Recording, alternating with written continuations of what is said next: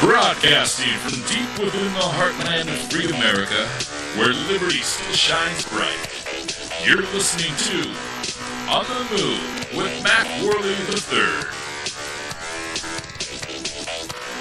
Hello, MacPack. It's great to be back with you. Today is July 26, 2015, and I am Mac Worley III. This is On the Move, the show that attempts to inspire you to stand up for your rights. We're going to be moving quickly today. We've got a lot to cover.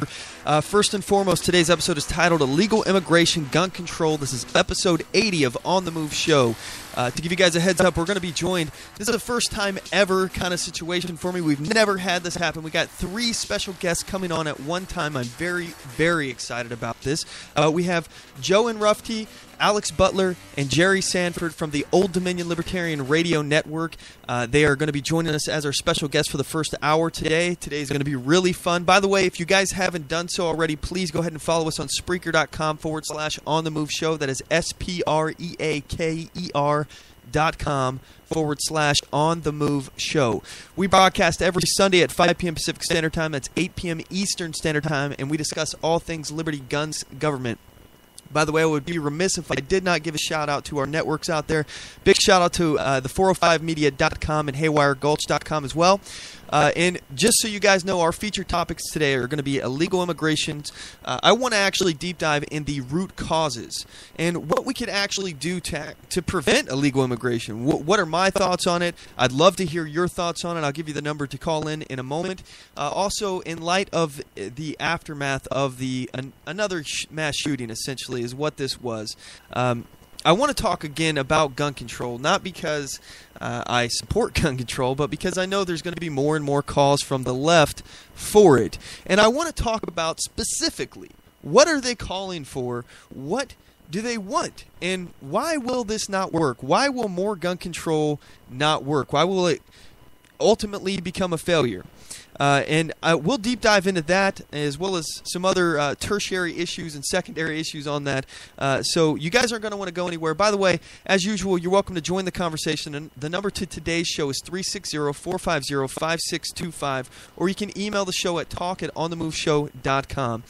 You can also, we got 2 other ways you can get in contact with us during the live show. I'll try to interact with you guys as best I can. You can message us on Facebook.com/OnTheMoveShow and get us at Twitter, or on Twitter at OnTheMoveShow on there.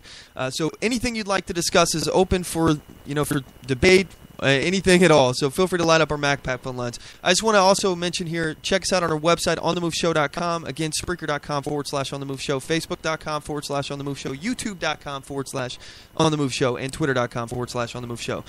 So, without further ado, I want to go ahead and move quickly into our next segment of the show. It's my favorite part of the show, and we like to call it the Weekly Defender. Here we go.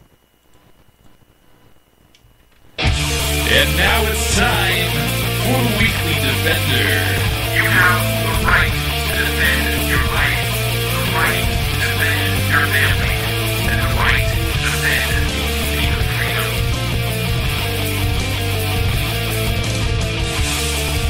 All right, this is a segment of the show where we report about armed citizens in the news who have used their firearms to defend themselves, their family, their property, something along those lines. So our first Weekly Defender we found on WAFB.com, and this article is titled, Customer Shoots Robber Outside of New Orleans East Gas Station. Store owner says. Again, this was in New Orleans. A customer shot an alleged robber following a holdup at a New Orleans East gas station. The shooting happened around 5 a.m. Wednesday at a Shell station located near the intersection of Chef Minture, I'm guessing that's how you say the name, Chef Minture Highway and Downman Road. A man entered the store and demanded cash from the clerk and a customer. According to the store owner, the suspect fled the store to the parking lot. The store owner says surveillance video shows the customer run into the parking lot and get his gun out of his truck. Then he confronted the robber at the side of the store, according to the owner, and ordered the man several times to get down on the ground. The store owner says the alleged robber began shooting and the customer returned fire, hitting the man at least once. He was transported to the hospital for treatment and will be booked upon release. His condition is unknown at this time. The investigation is ongoing. Anyone with further information on the shooting is asked to call Crime Stoppers at 504-822-1111. That's their WAFB Crime Stopper number, I'm guessing. So anyway, we got another weekly defender. This one we found on Breitbart.com. This is a well-armed California business owner returns fire to, and he actually ends up killing 2 alleged robbers. So this was on July 18th. A well-armed business owner was shot on the streets of Montebello by 2 alleged armed men who wanted his wallet and other valuables. The business owner was able to return fire and kill both men. The business owner's name has not yet been released for safety concerns. According to CBS Los Angeles, the preliminary investigation of the incident found that both suspects were allegedly armed with handguns and shot the business owner once while attempting to rob him. Montebello Police Lieutenant Andy Vonkanen said the officers had a pop-up here. Said that the officers arrived and determined that the victim of the street robbery was actually able to defend himself, and there was another subsequent shooting. Vonkanen described the business owner as well-armed. The business owner shot one of the suspects multiple times, shooting the second suspect but once. Both suspects died from their wounds. Lieutenant Vonkanen said the business owner was shot in the stomach, and his wounds was non-life-threatening. The valuables taken from the business owner were recovered. And we have one more weekly defender, and this one was found on theblaze.com. Suspects broke into the home of a young girl home alone. Then dad showed up. This was an article written by Jason Howerton on July 24th. A New Orleans father was out of the house. Again, this is another New Orleans one. Was out of the house when he received a frantic phone call from his daughter. She was in danger. The girl, home alone at the time, told her daughter that intruders were in her house and she had barricaded herself in the bedroom. The father rushed home to protect his daughter, his firearm drawn. He reportedly confronted and chased the suspects into the backyard away from his daughter.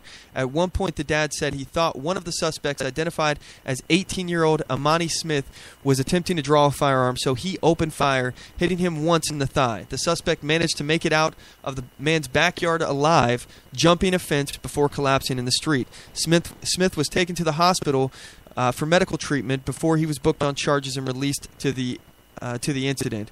WWLT-TV reported another 15-year-old suspect was later arrested, though it was unclear if he was involved in the home invasion.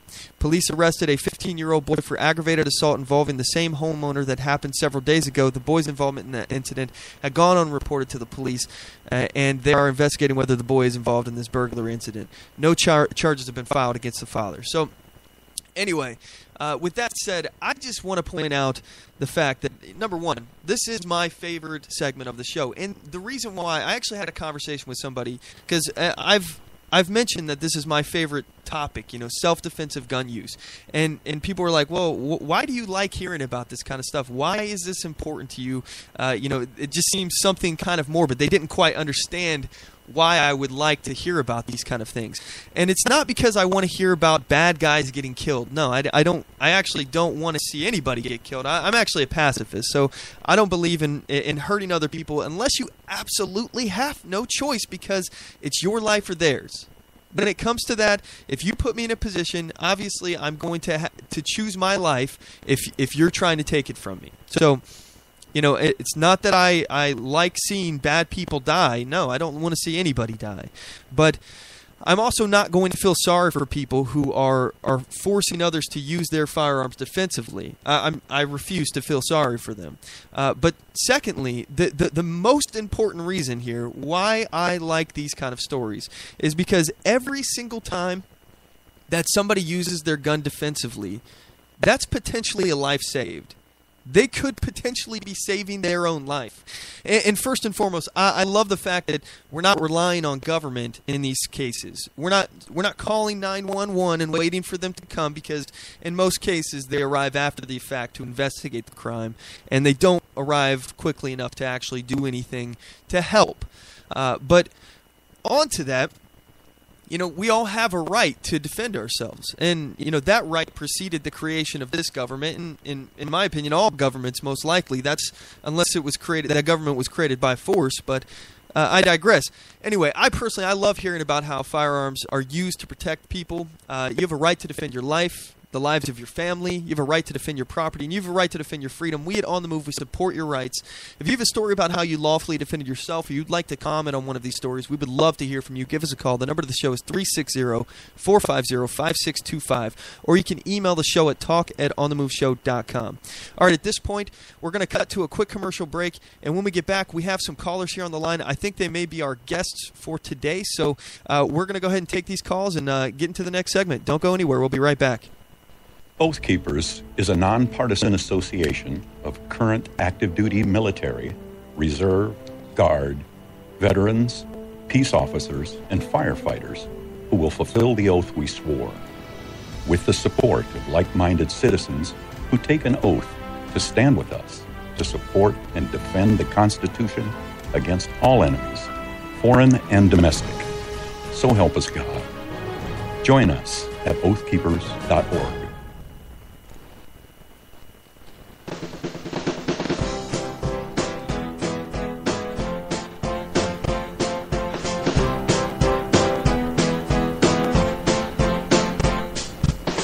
Support On The Move. Help us make this podcast bigger and better. You can do this by going to our store and purchasing one of our hundreds of products. All designs are original and made for patriots like you. Just go to cafepress.com/onthemoveshow. We appreciate your support.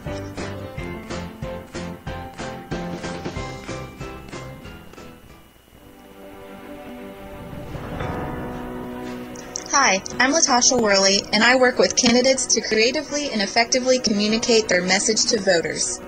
I offer professional graphic design services, from yard signs to flyers, from logos to vehicle magnets. Email me today at latashaworley@gmail.com. That's LATOSHA Worley@gmail.com for a quote on items for your campaign.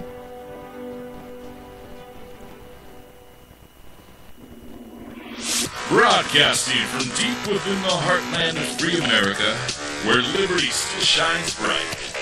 You're listening to On the Move with Mac Worley III.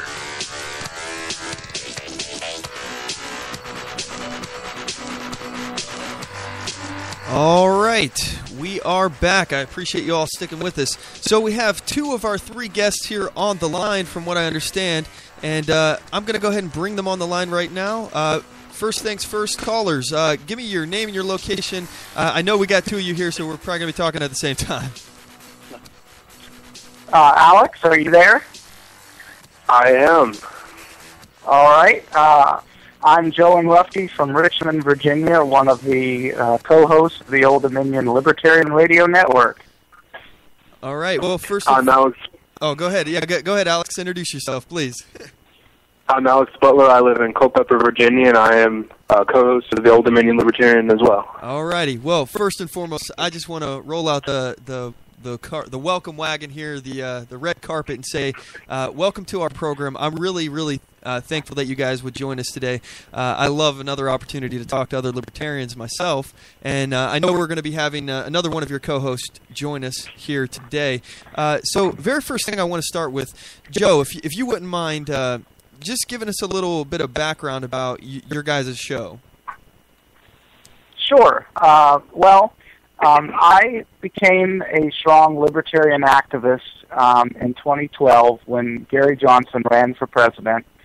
And it was sometime in 2013 when I was helping the Robert Sarvis for Governor campaign that I had this idea to do a libertarian-themed radio show, because there really aren't a whole lot of shows like that out there. Certainly no TV shows other than maybe John Stossel that are strictly libertarian.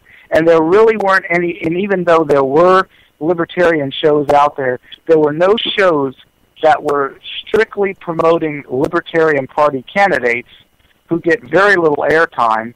And I said, we need to do something about that. So in March of 2014, we launched the show with Jeff Klebb and Alex Butler and myself. And then as time went on, we added Jeffrey Sanford and later Sarah Stewart. And we've been going strong ever since.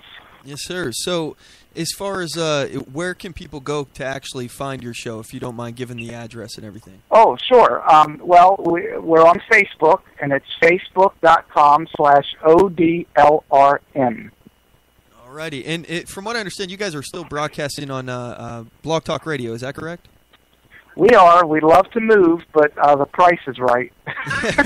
Yeah. No, I understand. I was actually on Blog Talk Radio myself when we first started. And by the way, if you are looking to move, I would recommend Spreaker. I've made the switch. I really do like it, and it's from what I understand, I think it's actually cheaper than what I was paying for Blog Talk Radio. It's like $19.99 a month or something for Spreaker, and I get 3 hours. Oh, okay. So, anyway, I don't want to get too much inside baseball with with our listeners here and bore them to death on the technical stuff. But yeah, as far as broadcast, I really do appreciate the ability to do a 3-hour podcast. I like the ability to do what we call an overdrive hour. So, it works out if we have a lot of stuff going on, like we do today, for example. So Alex, I haven't heard anything from you. I want to hear, as far as your involvement and what got you into the libertarian movement itself. Well, I guess I'd say I've always been a libertarian at heart. I've always kind of had those ideas, but when I really started to come to them was I first started out as a Republican activist. I saw an internship opportunity for the Tom Russ for Virginia delegate campaign, and I thought, this might be interesting, so I tried it. I got into it. I liked it. I worked for a few other Republican candidates. And as time went on, I discovered Ron Paul. I liked what he had to say, so I became one of those Republicans, the Ron Paul type of Republican. And I started to not like every Republican, and soon I started to like not a lot of Republicans, and it ended up being why I didn't really like any. and I guess that really came by when I worked on the Ken Cuccinelli for the governor campaign, and I was an enthusiastic supporter, and then he came out in support of sodomy laws, and I was like, well, wait a minute, that's not really liberty friendly. I started listening to some of the other things he had to say, and I just thought that was absolutely crazy and not at all, libertarian, not at all liberty oriented. And so I dropped out of politics for a little bit, and then in that same race, I discovered Robert Sarvis, and I really liked what he had to say, and I started working on his campaign, and I called him up, and I talked to him for a bit, and to hear what he had to say. And during that year is when I got to know Joe and Jeff, and we were talking a little bit. This was just before we started the Old Dominion Libertarian. And that was when I really discovered the party, and since then, I've been getting deeper and deeper into the movement. Absolutely. And I'm curious for you guys, I don't know if this was the same kind of path for you. I think everybody kind of has their own, I don't want to get too cheesy, but their own journey that they're on when it comes to this intellectual ride that we're taking here. For me, I started out actually because I thought the issues that were important to me were the social issues, and obviously being a libertarian now, I am socially liberal and fiscally conservative, like essentially a classic liberal. So when I was younger, I considered myself to be a liberal. At least that's what I thought I was. I didn't really know what I was talking about. And as I got a little further away from the social issues, and I looked more into like the policy issues, the fiscal conservative side of me kind of came out, and I thought I was a Republican for a while. And then after that, I realized, okay, well, I'm learning more about this, and I find out a little bit more about the Libertarian Party. And the more I know about it, the further and further I'm pushed now into the Libertarian Party, the further away I feel from both Democrats and Republicans. I agree with them on many, many issues, both sides of the aisle, but I don't see I could never sit there and call myself either Republican or a Democrat. I just couldn't do it. Do you guys feel that same way? Did you have did you always feel? I know, Alex, you said you felt like you've always been a libertarian, but do you think that you ever had that kind of back and forth trying to find yourself politically? I can't say that I did. Maybe on a few specific issues, but in general, I was very much of the live and let live kind of idea. I mean that idea kind of guides my life, in a sense, in the way I interact with other people. You know, when friends come to me with their problems, you know, expecting me to judge them, you know, I'm there for them, and I tell them, you know, it's your choice, you know, do what you're going to do. And on the flip side, I really don't like it when people try to control me, try to tell me what it is I need to do with my life. It's caused some issues in my personal life that I'm handling, but it just in general, I'm very much a believer in personal choice and kind of finding your own way through life, and, you know, being free of all authority beyond what's like absolutely necessary. So I guess there was really no back and forth, but I guess on specific issues I had to think about them a little bit more and kind of evolve on them. Yeah, well, like I said, for me, I wasn't necessarily a liberal in terms of, you know, wanting more government programs, but I went back and forth between the parties trying to find where I felt I belonged. I kept thinking I was a moderate because I didn't believe in everything that the Republicans believed in, and I didn't believe in everything that the Democrats did. Joe, did you have any of these problems? Well, I can tell you that when I first started voting, I was very naive, as most young people can be when they first start voting, and I voted Democrat a few times. The economy was good. I didn't see the need to change what was going on, but my family, for the most part, had always been a Republican. So I grew up with that. You got to vote Republican. You got to vote Republican. So as I grew older, I thought, you know, my family's probably right. You know, the Republican Party is the best solution, the best way forward. But I would support these Republican candidates. You know, every time we'd have a presidential election, I'd go down the line and I'd pick somebody that sounded really great and they talked a good fiscal game. And then right in the middle of the campaign, they come out with something about, we need to put an amendment into the Constitution that defines marriages between one man and one woman, and we need to have an amendment to the Constitution that says nobody can have an abortion, and if they do, they go to jail, and this, and I'm like, that's where I draw the line. Yes, I'm pro-life, you know, but you cannot grow government in that way and expect things to work out. So I was basically reluctantly supporting Republican candidates when I didn't really want to, but I figured, you know, the fiscal side of things is more important than the social issues. And it was in 2012 when I said, I can't vote for Mitt Romney. I can't do it, and that's who it's going to be. And, you know, the only other major options on the table at that time were Gary Johnson, Jill Stein, or Virgil Goode. And Jill Stein and Virgil Goode are like polar opposites, and they're just wacko. And when I heard Virgil Goode talking about immigration, I said, can't handle that. And then Jill Stein talking about throwing all this money into boondoggle schemes with all these environmental things, and we got to have solar energy and all. And I'm just like, you know, that's what Obama's doing. And then here's Gary Johnson, the only sensible guy in the room. And so I checked him out, and I checked out the Libertarian Party, and I'm like, holy crap, this is where I should have been 15 years ago. Yeah, I mean, that's exactly how I felt when I stumbled upon the Libertarian Party. I was like, wow, I can't believe this existed this whole time, and I didn't know about it. Yeah, that's right. I used to see them on the ballot, and I remember years ago, like when I first started voting, I asked my dad about the Libertarian Party, and he said, all they do is split Republican votes. And I said, oh, well, then I know I don't want to vote for them. Yeah. You know, and I would never, please don't shoot me, but I would never say that now.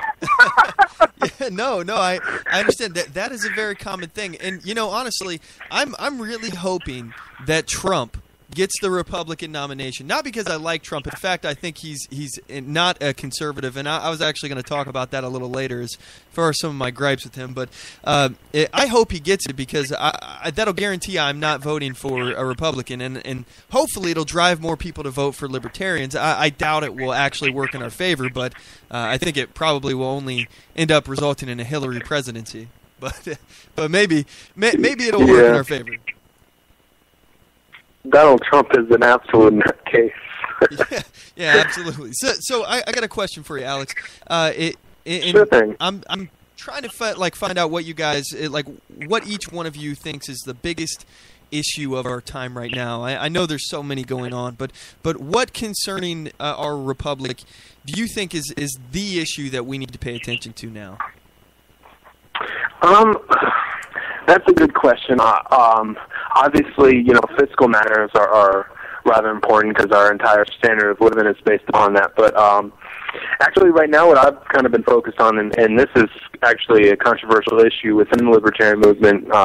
You have a couple different sides, but I believe that some of the issues with police brutality and racial profiling and so on is actually rather important. I think we're on the precipice of another social kind of civil rights movement, civil war, much like the 70s. I don't think in history we quite got it right as far as those kinds of issues go. I think we went a little bit and then we stopped. And I think that we still have a long way to go as far as social equality goes. Obviously, we need to handle the issues of police brutality and rein them in, but we also have to understand that the issues involving police brutality go much deeper than simply the police. I do believe there is a bit of racism there, structural racism that needs to be handled.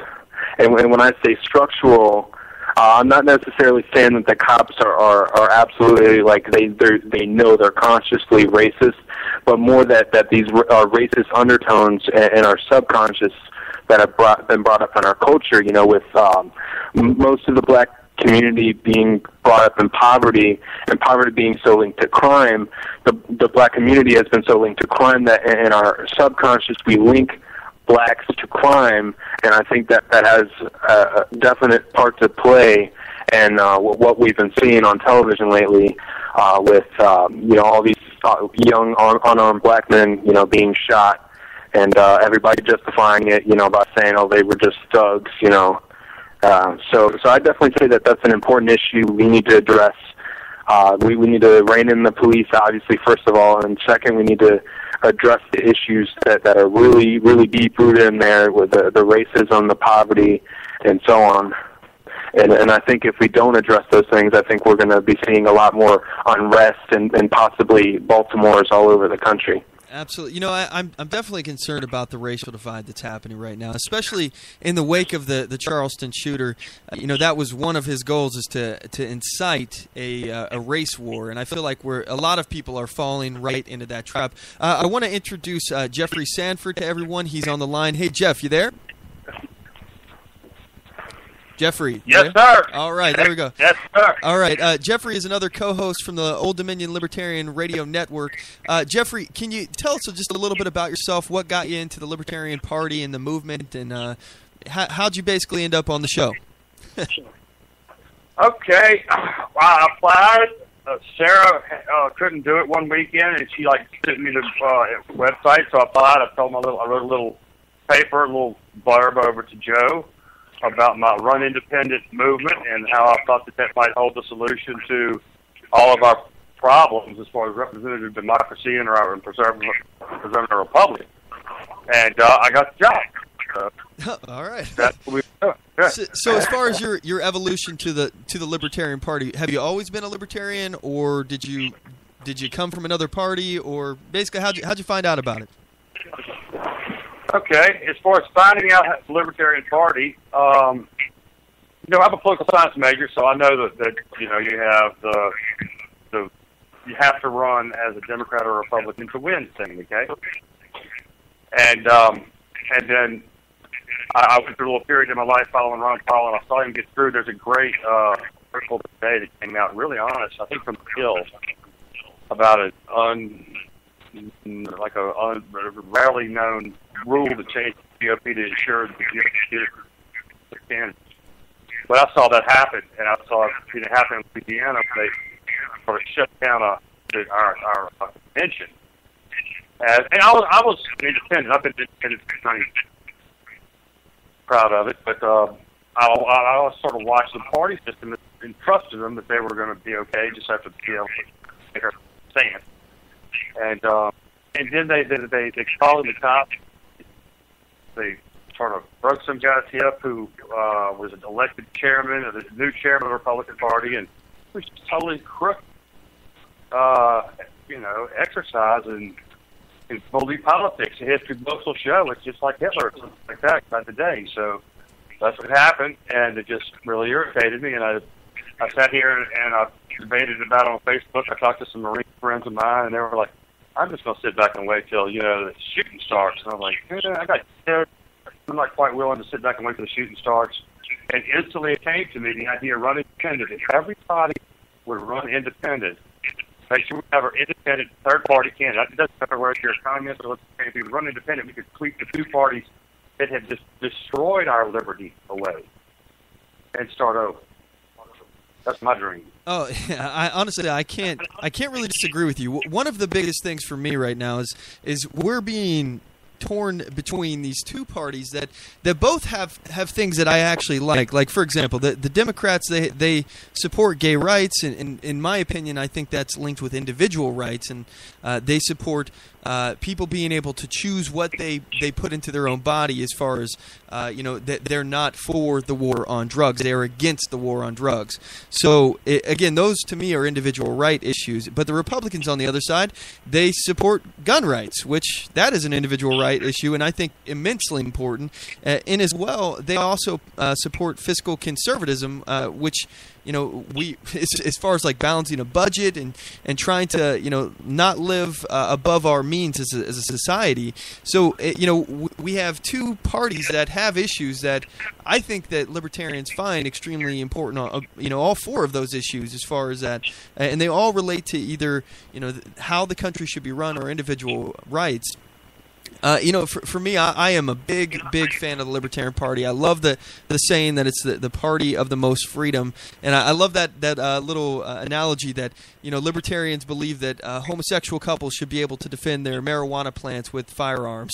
So for me, I think that is that says it all in one sentence. So I want to say one thing real quick about the Second Amendment. I mean, I had a revelation this week. Of course, we had the random shooter here at Lafayette. My kids live in Lafayette. It's a very small community, about a mile from their house.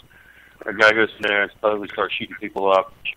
Lafayette's the most beautiful, sweet, Cajun, beautiful, loving town. Catholic town. It's a sanctuary, and so it's real close to home. This random shooter thing, and it hit me in response to my brain just worked that way. How you fix it?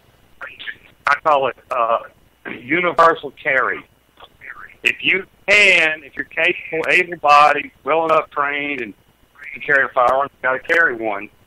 And, we should encourage that. And that way, everyone knows that if some random shooter stands up, so they're done.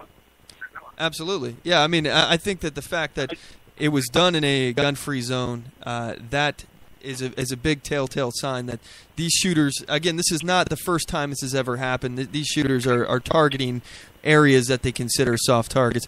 By the way, Alex, I just want to give you a heads up. I'm hearing a little bit of feedback. I don't know if you have a radio on in the background or anything, but I can hear kind of a loop that's going on. So I don't know if you can help me out with that and turn your volume down or something. But anyway, Joe, I want to ask you, because we haven't had you answer this question yet. What issue for you do you think is the biggest that we're facing right now? Well, for me, when a candidate is running for president or any office, the first thing that's going to turn me off is if they're ranting and raving about the social issues. And, I'm a Christian. I go to church most Sundays. But, I'm a live and let live kind of guy. You can't force people to believe a certain way because, according to my faith, if they're just doing it because jail is an inconvenience or a fine is an inconvenience, then they don't really believe it, and they're not, they're not living their life the way they should. They're living their life the way you force them to live. So, that's a big issue with me. But what I think ties into that is I think you have to be fiscally responsible because, the Democrats, they talk a good game about, LGBT rights, but they don't usually follow through. I mean, Barack Obama is taking credit for this recent Supreme Court marriage ruling. Well, whatever you feel about that, some say it's more government intrusion. Some say, well, that's the way it has to be right now because the government is involved with marriage. But regardless of that, he went around gloating that, well, thanks to me, we got the Supreme Court to go the way I wanted it to go. He suddenly had this revelation that same-sex marriage was right once he needed votes. Yeah. But, once he saw he needed votes. But, I don't really know that I have any one specific issue because, Gary Johnson says the greatest threat to our national security is our debt. Mark Allen Feldman, who is also running for president as a libertarian, he says the same thing. I agree with that. But at the same time, there are so many other issues that I look at that are very important to me. Second Amendment is one that I'm tired of supporting these candidates who claim they're for the Second Amendment, and they're not. And I was talking to a candidate the other day that's getting ready to run, and he's bragging about being endorsed by the NRA. I mean, if I was running for an office in the NRA, I would tell the NRA, don't endorse me because you're just hurting me. There's not a whole lot of good you can say about the NRA because even if they did good things by getting certain laws passed, there was an ulterior motive for it, and it's just a way it's a lobbying racket. That's all it is. Well, full disclosure, I just want to say that I am actually a life member of the NRA. One of the things that I dislike about the NRA is that and I get all their little things in the email, and they mail me all the stuff that they're asking me for more and more money every time that they send me a letter. But they do things based upon fear. They try to basically fearmonger to other NRA members. And let me give you an example here, because they had no interest whatsoever in fighting I-594, which was a draconian gun law that was going on up in the Pacific Northwest, Washington State specifically. And that gun law, if you're not familiar, and to our listeners, just to refresh your memory, it basically made it illegal. It was a felony to transfer a firearm to someone else without a background check. And their definition of transfer is not transfer of possession, as in like ownership, but transfer of like physical possession, me holding it and giving it to you. That's what they consider a transfer. So you require a background check to do that. Obviously, it's unenforceable. Criminals aren't going to do that. But the NRA had no involvement, essentially, in fighting I-594. They didn't put any money into this. And now that I-594 is passed, they're like, see, you need the NRA. You need us. Now give us more money so we can help you fight. This is what I think about the NRA as far as I'm concerned, is that they do the bare minimum amount of work to show that they've done something, and they allow things to get by to increase the fear of their members to try to make more money. I do believe it is a bit of a racket. What do you guys think about that? I'm not a big fan of the NRA myself. For two big reasons. The first one being that they never, ever, or very rarely endorse outside the Republican Party. I recall the Mitch McConnell election in which the Democrat was actually stronger than him on gun rights, and the NRA still backed McConnell, and also several races in which there were libertarians and the NRA, even though the libertarian candidates actually scored higher scores on the test than the Republican was still endorsed. So in general, they're backing Republicans, regardless. And on a very, very rare occasion, just so they can say they did, they back an independent or a Democrat. And they can say, look, we're not biased, even though they obviously are. Yeah. And the second reason is most of their their advertisement, most of their information is fear mongering and kind of blowing the issue entirely out of proportion. The culture with the culture in the United States, there's absolutely no threat of outright gun bans ever. Obama is not coming after your guns. They're good. I mean, I'm a total gun rights person. Alex, I'm going to disagree with. There may not be a threat now for an outright gun ban. There's no possibility right now that they're just going to wave the wand and say there are no more guns. But that's the problem. And I know this may be a bit of a cliche, but the slippery slopes do exist, and we can see it throughout the growth of the federal Leviathan. The federal government was supposed to have a very small and limited footprint when it comes to our actual daily lives, and now they don't. They impact every single aspect of your life now, and you could be in violation of several felonies right now and not even know about it. So, yeah, I realize that, but the thing about it is, what they're doing is they're making it more dangerous for gun rights because they're getting these people riled up and they're making them carry semi-automatic rifles into Chipotles, and they're people stock up on all these guns so that they can shoot the police when they come for their guns and all this stuff, and they're getting them riled up. And what they're doing is they're actually shedding a negative light on the gun rights movement, and it's totally unnecessary. Hold on one second, because just in case you weren't aware, full disclosure, I am an open carry and advocate and activist. I'm fine with open carry. So I want you to know. Where I'm coming from here.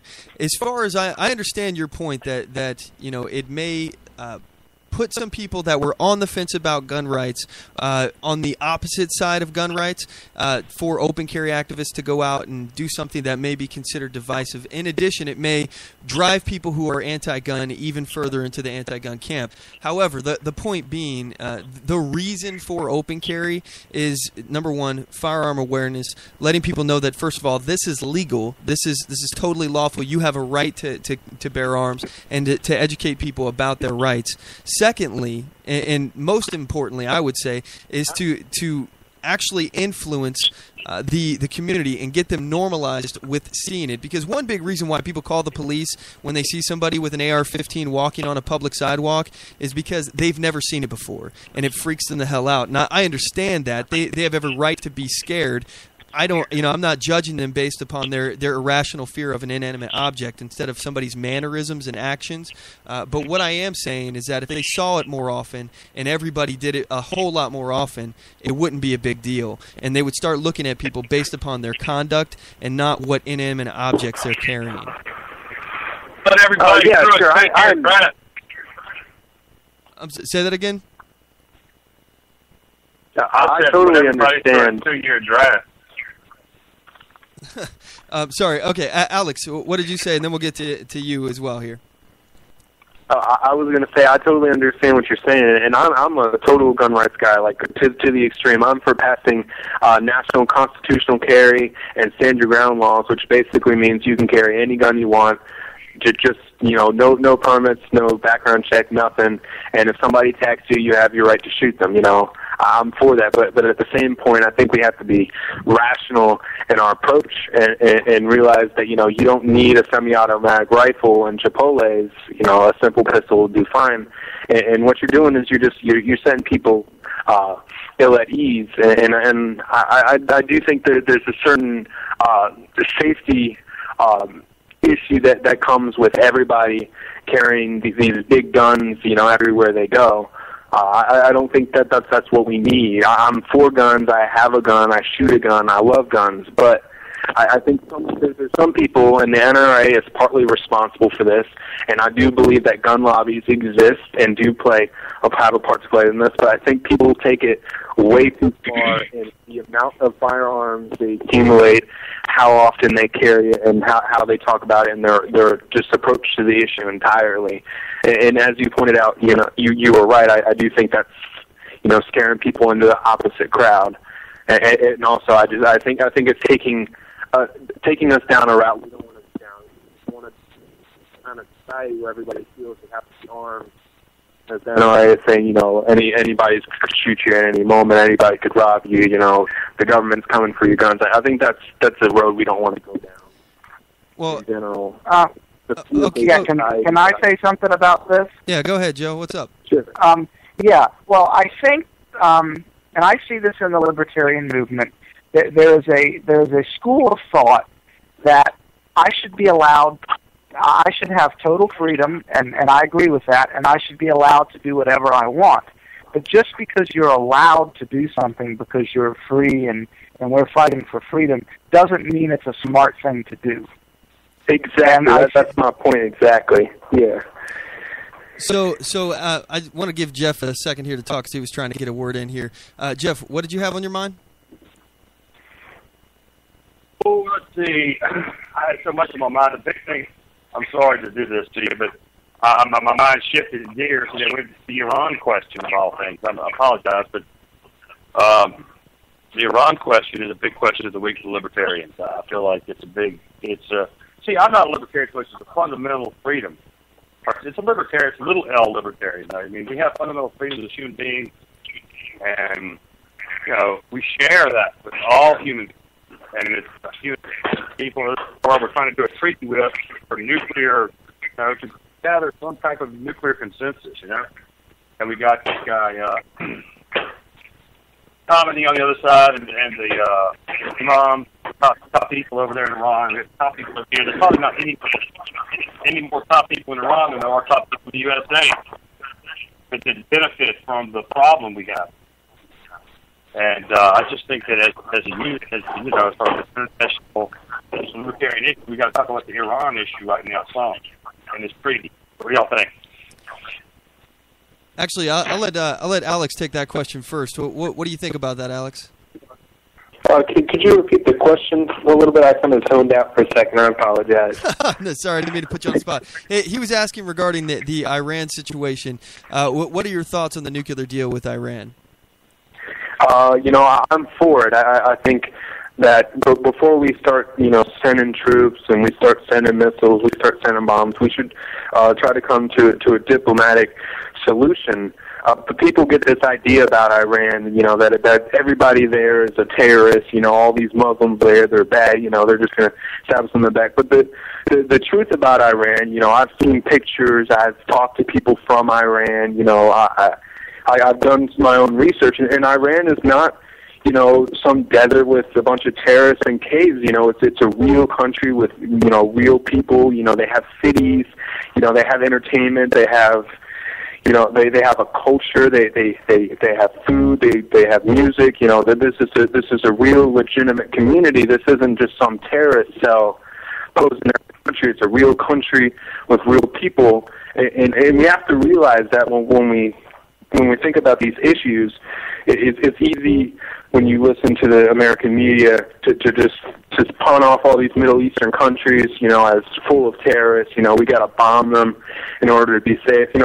That's not true at all. What we're really dealing with is renegade groups that operate inside of these countries without exactly the full endorsement by the government of that country. And I really don't think that bombing them is the solution. I think we should work towards a diplomatic thing. And what I also want to say, and this might get some feathers ruffled, but I really don't care. I don't think it's a bad thing if Iran does have nukes. The United States has nukes, Russia has nukes, China has nukes. A bunch of countries have nukes. I don't think another country is that bad. Every country has a right to defend themselves. And so I don't think it's really a bad thing if they have the nukes at all. But, I think another little thing, too, Alex. Worry about the nukes. Alex, sure?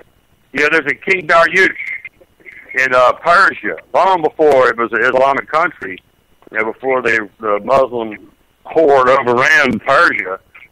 Persia was such a wonderful culture, and it still is. It retains a lot of its culture, and it's just a wonderful place. And, we've been big allies with them. And then we got lured by the British into doing it, overthrowing Mossadegh and put the Shah in there. And then we sort of let the good times roll. And then they got sick of it. The people got screwed and threw us out. I think they'll get sick of these imams, too. Throw them out. It's a very young population over there. We can get in there, and have freedom and economic opportunity, just like everywhere else in the world. All people want to do is be free.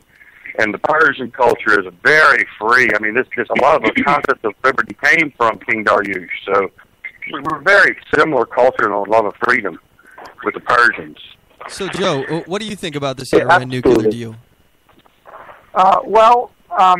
I might take a little bit different approach than Alex, but overall, I think the Iran deal is the only way forward. Is it the best deal that anybody could have ever gotten?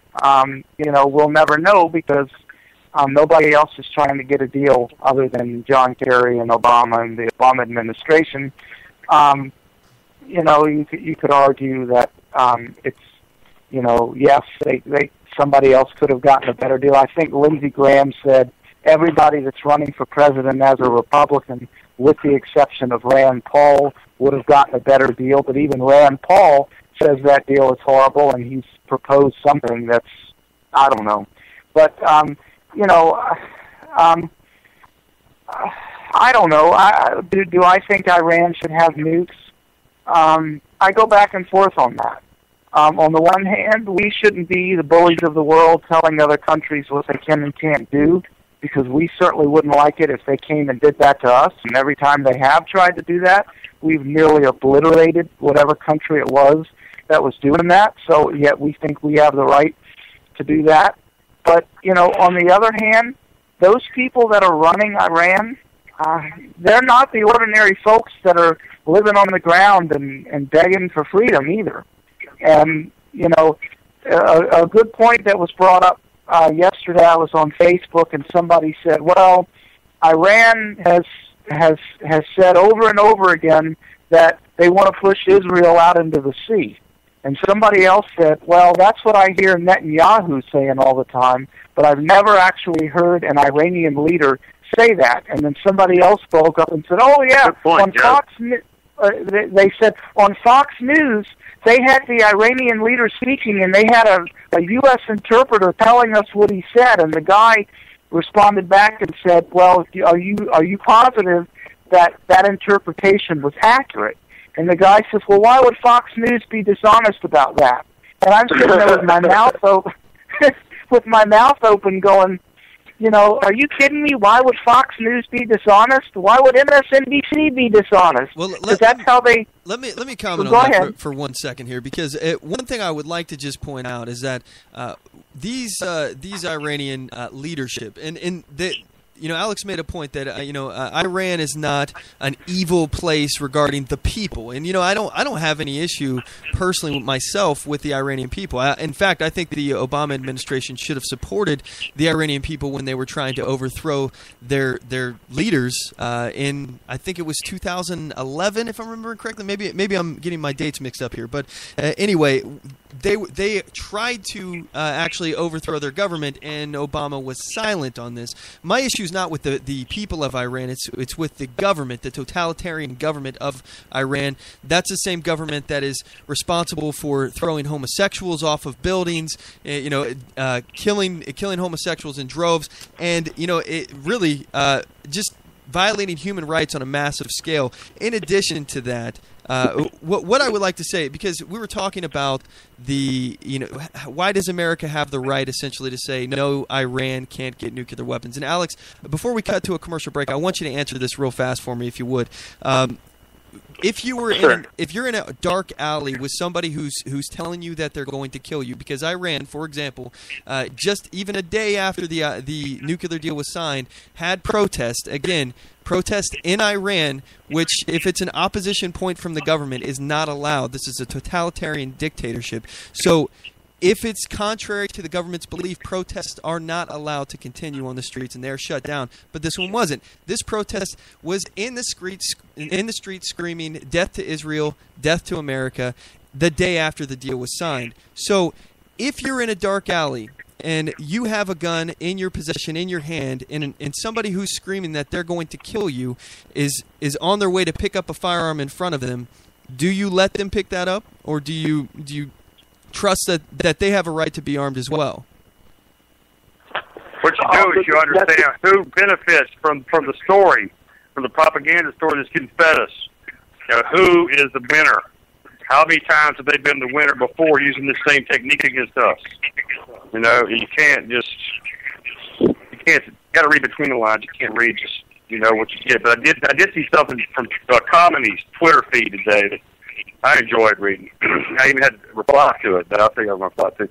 Commody, he's the big Khomeini. He's the big E-bomb in all of Iran. What he had to say was, the U.S. president has said he could knock out Iran's military. We welcome no war, nor do we initiate any war. But we welcome no war, but if any war happens, the one who will emerge a loser will be the aggressive and criminal United States. Ayatollah Khamenei, 7/18/2016. So that popped out on the Twitter feed today, and all I could say was it's proven true by Iraq. You know, we can't win if you go there and just waste all our treasure. Bush bombed us into the 6th century, wasting all of our treasure and lives and reputation and credibility. That's like I said. Bush bombed us into the 6th century. The point is that it's not about Iran. It's not about the people. It's about this totalitarian government that's oppressing these people, and the government is the issue, not the people. So. Yeah, I don't think that we need to send boots on the ground. I think that this is absolutely something that we should do to support those people that wanted to liberate themselves from this oppressive regime. You know, regarding this, nobody wants to. You can't. Those people are here. They left. What? I'm sorry. They don't. You said nobody the wants Iranian to. People. The Iranian people have two masters to serve. They have the religious master, and they have the secular master, okay? And it's really about the religious master is in charge, okay? So he can chop off anybody's head he wants to, whenever he wants to. And I think he uses that privilege a lot. But the bottom line is who's going to fix that? The Iranian people. They're under 30. A lot of young Iranians, because of the war, that we paid both sides to keep going. That's a weird thing, too. In the early 80s, there was kind of a war where millions of them got killed, and we were fomenting both sides of the dang thing. But anyway, again, neither here nor there, but I just think that you really got to get a treaty, and we got to start doing business, and we got to start bringing the people. And so when the young people see what free capital does to the society, boom, they'll throw those, any kind of despots out of power.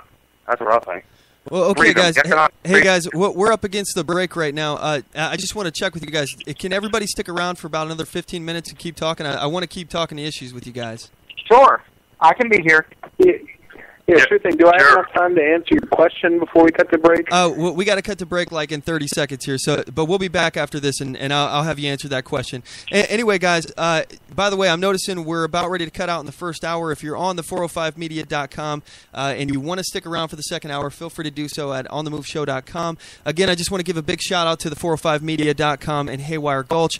And for those of you who are going to stick around with us on the other side, we'll be right back. We're going to be back with more from the Old Dominion Libertarian Radio Network co-hosts. We got Alex, we got Joe, we got Jeff. We're going to talk the issues. Right now we're talking gun control, Iran, all sorts of different stuff. So you guys aren't going to want to miss this. Don't go anywhere. We'll be right back.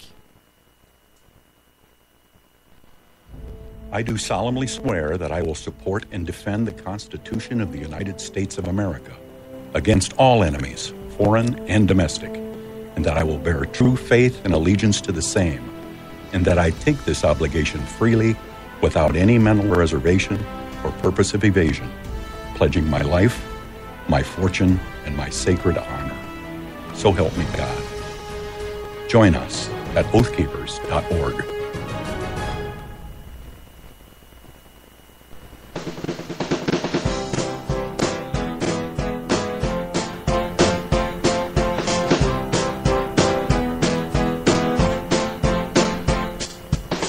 Support On The Move.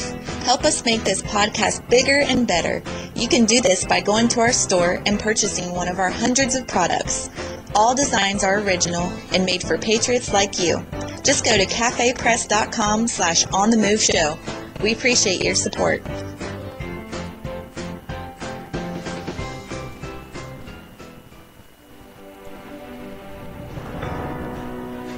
Hi, I'm Latasha Worley, and I work with candidates to creatively and effectively communicate their message to voters.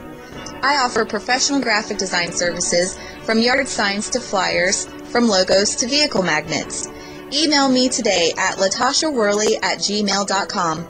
That's LATOSHA Worley@gmail.com for a quote on items for your campaign.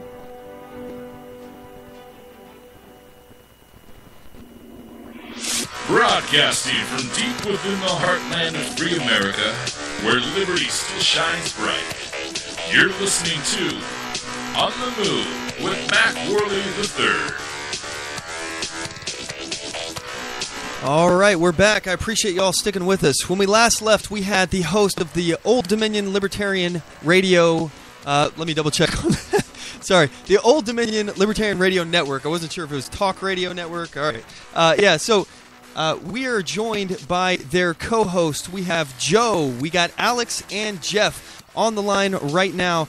Hey guys, thanks for sticking with us. And I want to talk to Alex specifically here because I asked you this question and you didn't get the opportunity to answer it. So for our listeners, just to recap, the question is: if you're standing in a dark alley, somebody's threatening you with a firearm and or threatening to kill you, and that you have a firearm in your possession, would you allow them to walk up to a firearm on the ground and pick it up after they've threatened you with killing you or something along those lines? So Alex, what do you think?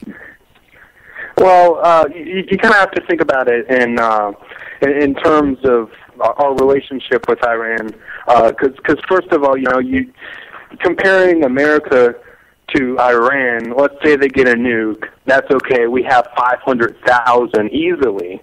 And we have anti-aircraft missiles. We have the ability to know if they're going to nuke us, the ability to possibly even stop the nuke, all this other stuff. So it's not that we have a firearm. It's more like we have a rocket launcher and they have a water pistol.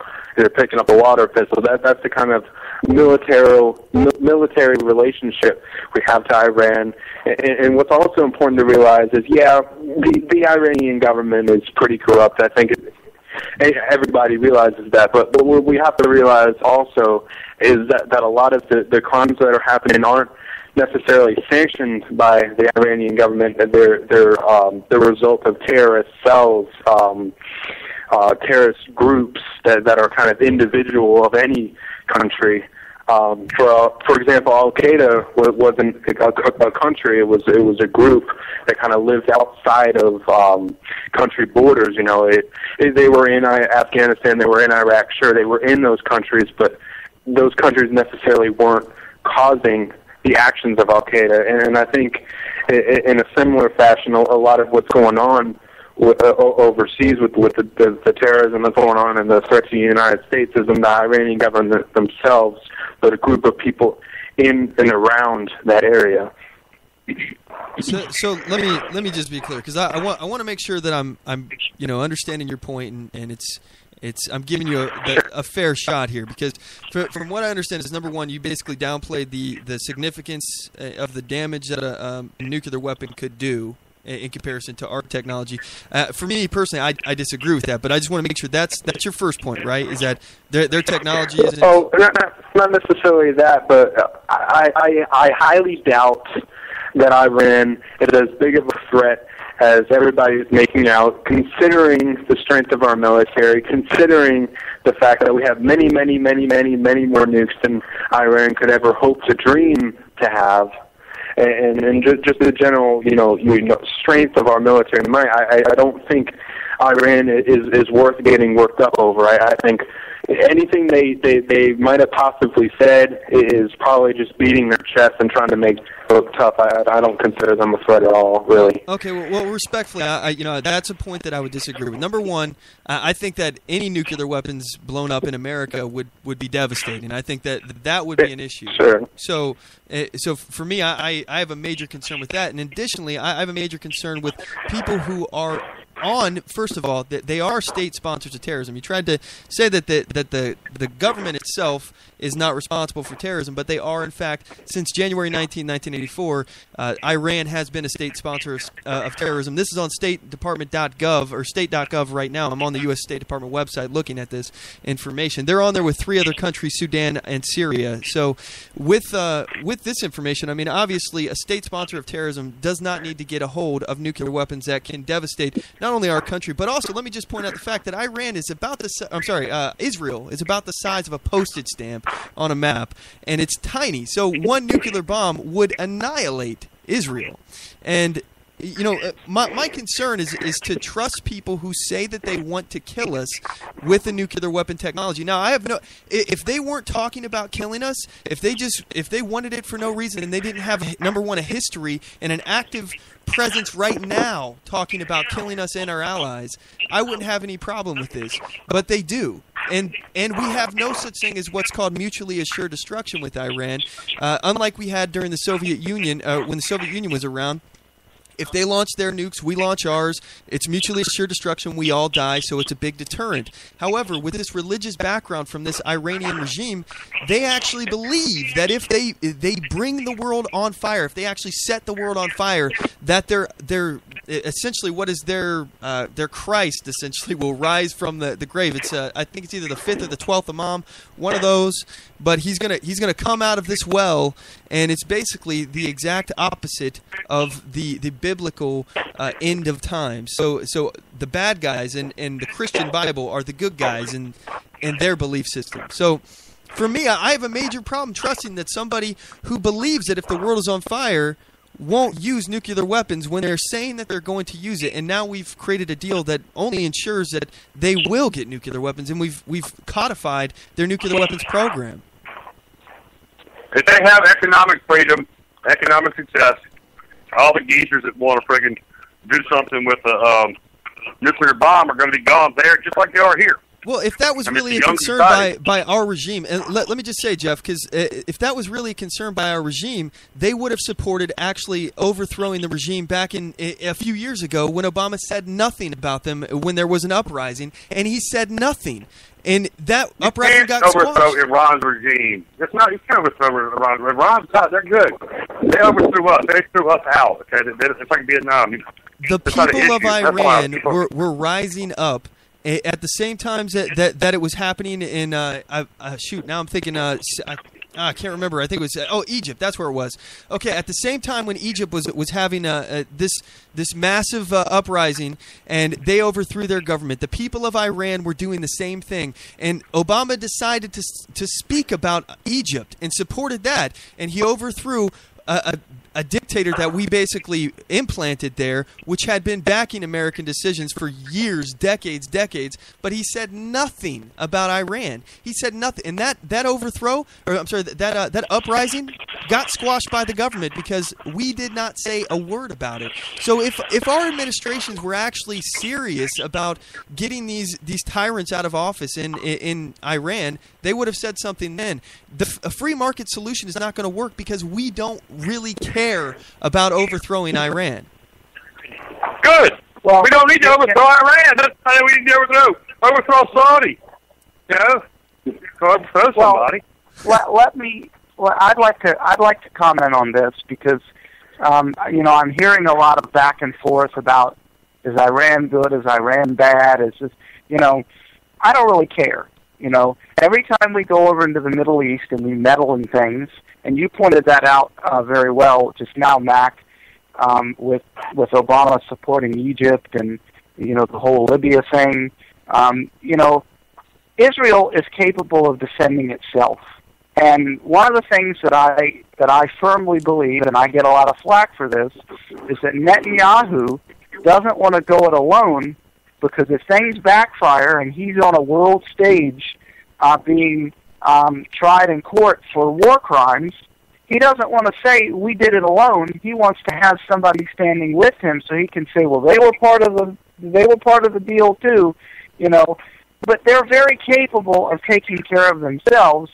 And as far as I'm concerned, we shouldn't even be making a deal with Iran. Yes. We should be staying out of the Middle East, We should have never gone there in the first place. And this nonsense about, we shouldn't have gone there in the first place, but now that we're there, we need to stay. That's just, kicking the can down the road for the military-industrial complex to keep growing and keep getting bigger and keep getting money. And, like I said earlier, I'm torn between how bad is Iran and is it just the leaders and is it just the people? And I say, wash your hands of it. If they get a nuclear weapon and they point it at us and it goes through the air, it's going to be destroyed before it ever gets here. Well, the issue, first of all, the issue is not a concern of ICBM. They don't have the launching technology unless they get it from the Russians or Chinese to do that kind of stuff. It would be a dirty bomb smuggled across the border or something along those lines through terrorist networks connected to the cartel. So, that would be an issue. And Joe, you were right. You're absolutely right when you said that Israel can defend itself. The issue for me, though, is that what the international community has done when they've come together and they've signed this Iran nuclear deal is they've codified it in international law, basically recognizing that Iran has a right to be involved in this nuclear program. And in doing that, what they've done is that if Israel decides to defend itself preemptively, because the government of Iran is saying that they want to kill Israel, the people of Iran are conducting protests in the streets that are sanctioned, obviously, by this totalitarian regime because it's allowed to continue. So those people are in there saying death to America, death to Israel. If Israel ever wanted to actually attack Iran to preemptively stop them from attacking them, then now they stand alone because this program, this nuclear weapons program, has been greenlit by the entire international community from this treaty. That is an issue that I have because, they can defend themselves. I don't think that Iran would stand a chance in a war with Israel. However, if Israel did something, they would suddenly be the bad guy. And now this treaty has pretty much damned them. What do you guys think about that? Well, I don't think Israel is definitely not the victim here. I actually consider them the protagonists in this whole mess. I think that they are guilty of war crimes, and I think what's going on was caused by them. It was caused by the country. It's not necessarily anything against the idea of Israel. I support the idea of Israel, Alex, giving people the Jewish homeland, but what do you mean? I just want you to clarify real quick, man. What do you mean by what's going on? With Israel and Gaza and Hamas, and the issue with Iran, and basically what amounts to the war between Israel and Islam. The whole Middle East mess, and you were saying, no matter what Israel does, they're going to be painted as the bad guy. I think that's actually the opposite. I think with the backing, the no strings attached backing to Israel. I don't think that's very true at all. We back them in everything they do, and I think it's causing some real problems. And I definitely don't consider them a victim at all. Well, and honestly, I don't believe that there are black and white, good guys, bad guys. However, we do clearly know who is within our interests as far as our strategic allies, and Israel is one of those allies. So, one thing I just want to say, guys, but we need to hold our allies accountable. If we're going to be allies with Israel in the area, I'm completely on board with that idea, but if we're going to do it, we need to lay down some ground rules. We can't let our allies run amok like we are. We've been allies with Iran since World War II. Iran is an ally. It's some kind of a propaganda spin, man. They're good, freedom-loving people, and the idea of freedom originated with them. I mean, they're good. It's okay. We don't have to worry about them. We got to worry about the Saudis.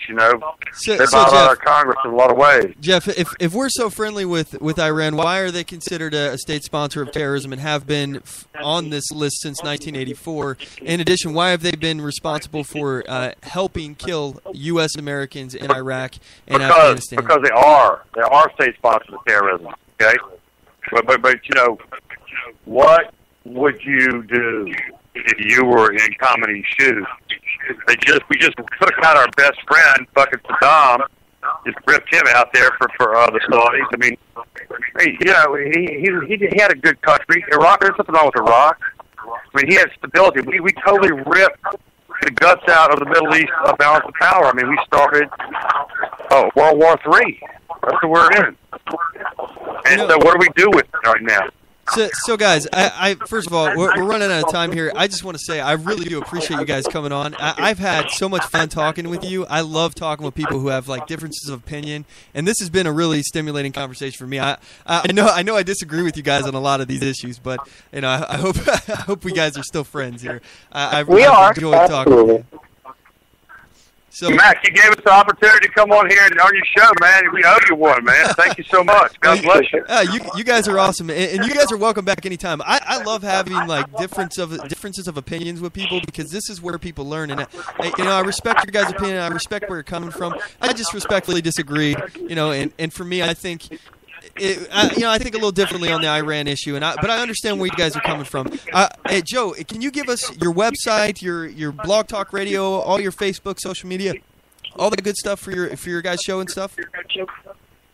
Sure. For Facebook, the best way to get us is just to go to Facebook and go facebook.com/ODLRN, and we have all the links up on Facebook to all our latest shows, to the archive, to all that good stuff. Alrighty. Anybody else have any final thoughts?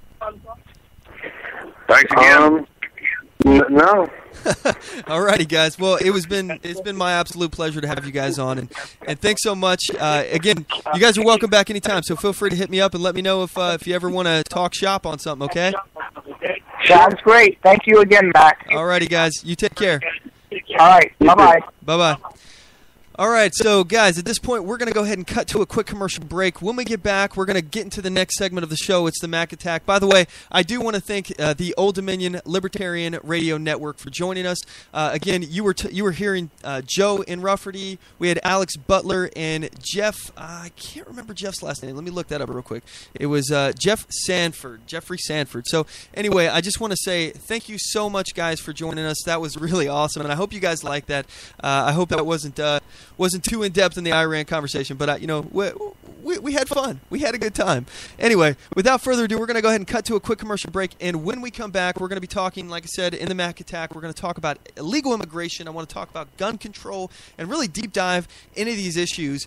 You guys aren't going to want to miss this. I think I have laid out a pretty effective argument here, and I've come up with some different ideas. And again, by the way, I'll get into it, but I found out that after I thought the issue out thoroughly, I realized I wasn't the first one to do it. So, anyway, we'll be right back. Don't go anywhere. Oath Keepers is a nonpartisan association of current active duty military, reserve, guard, veterans, peace officers, and firefighters who will fulfill the oath we swore, with the support of like-minded citizens who take an oath to stand with us, to support and defend the Constitution against all enemies, foreign and domestic. So help us God. Join us at oathkeepers.org.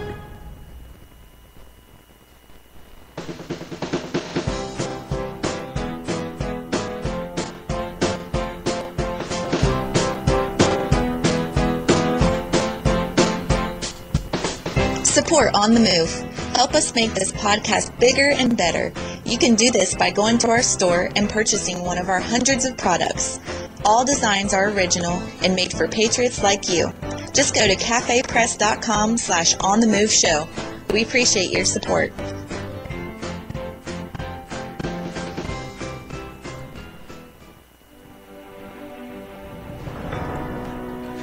Hi, I'm Latasha Worley, and I work with candidates to creatively and effectively communicate their message to voters.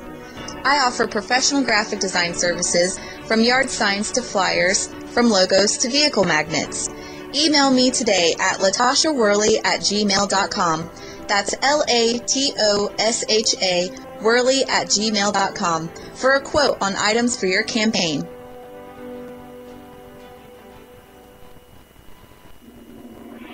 Broadcasting from deep within the heartland of free America, where liberty still shines bright. You're listening to On the Move with Mac Worley III.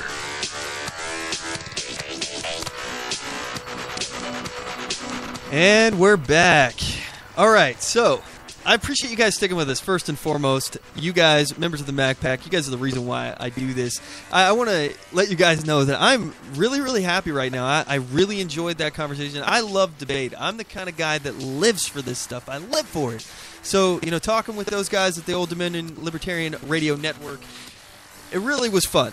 I had a really good time. For me, I'm a libertarian, and I also have background in conservatism, so there's certain aspects that I disagree with the Libertarian Party. One of those things is, for example, open borders, and another issue is when it comes to it affecting international communities, especially like warfare, those kind of things. I disagree in certain ways, and I think it was illustrated. Those differences were illustrated within my points and their points that we made. So, and again, I don't necessarily know everything there is to know about being a libertarian. I'm still on this journey, this intellectual ride, trying to actually figure out where I stand on issues and think things out.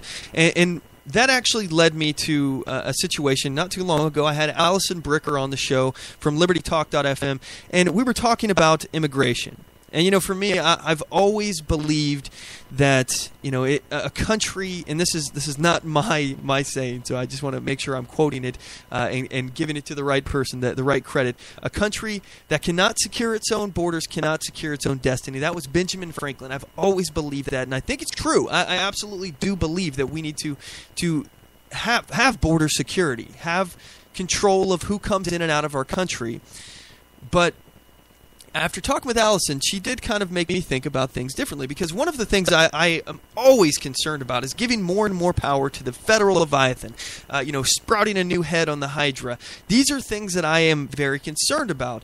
So it led me to really think deeply about my position on illegal immigration. And I want to actually start, before I get into my position and start talking about the things that I've realized here recently, I want to play a clip from Senator Ted Cruz at a hearing on the administration's immigration enforcement. So he's talking with Sarah Saladana, I believe, and she's the head of ICE, if I'm remembering correctly.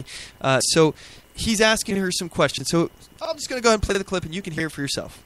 It is difficult to work in an administration where you're required to take a position where, although something would be, in your own words, helpful, you nonetheless don't support it. Let me shift to a different topic. In the year 2013, how many criminal illegal aliens did the Obama administration release? In 2014, it was a little over 30,000. How many murderers? In that. So I just want to be clear. She just said that the Obama administration released 30,000 criminals. So knowingly released 30,000 criminals. That year, sir, I can't remember the number right now, but I know that we had the statistic that was said earlier, the 4-year period from 2010 to 2014, that there were 121 persons who committed crimes afterwards. But I can't provide you this exact number. How many rapists?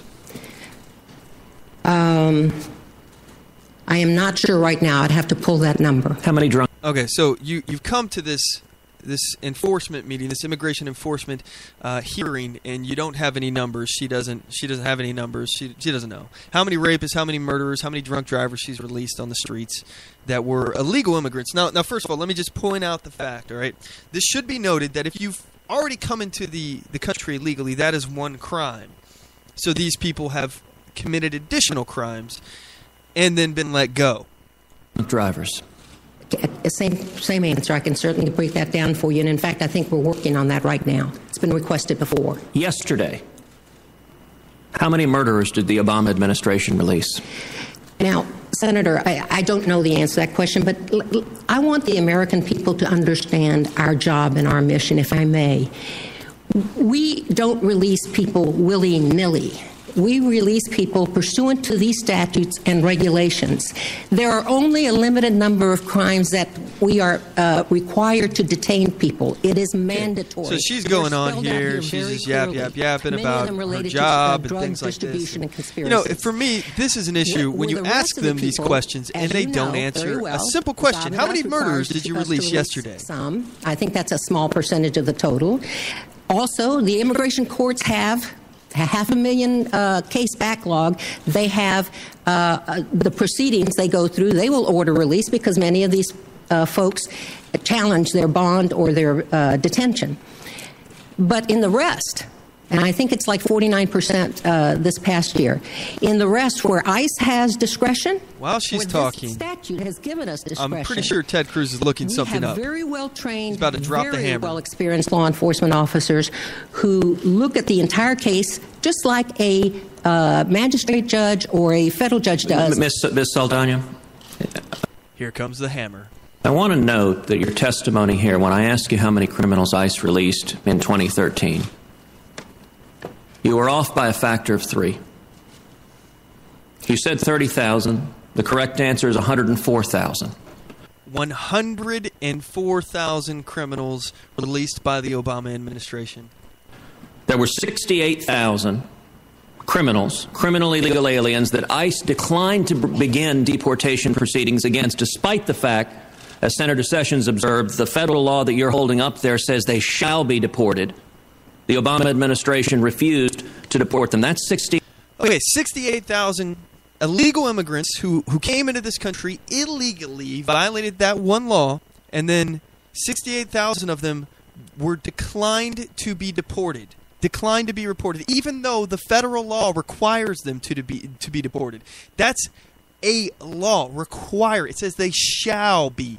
So they just decided to ignore that federal law and let go 68,000 illegals who have committed crimes in addition to their crime of being here illegally.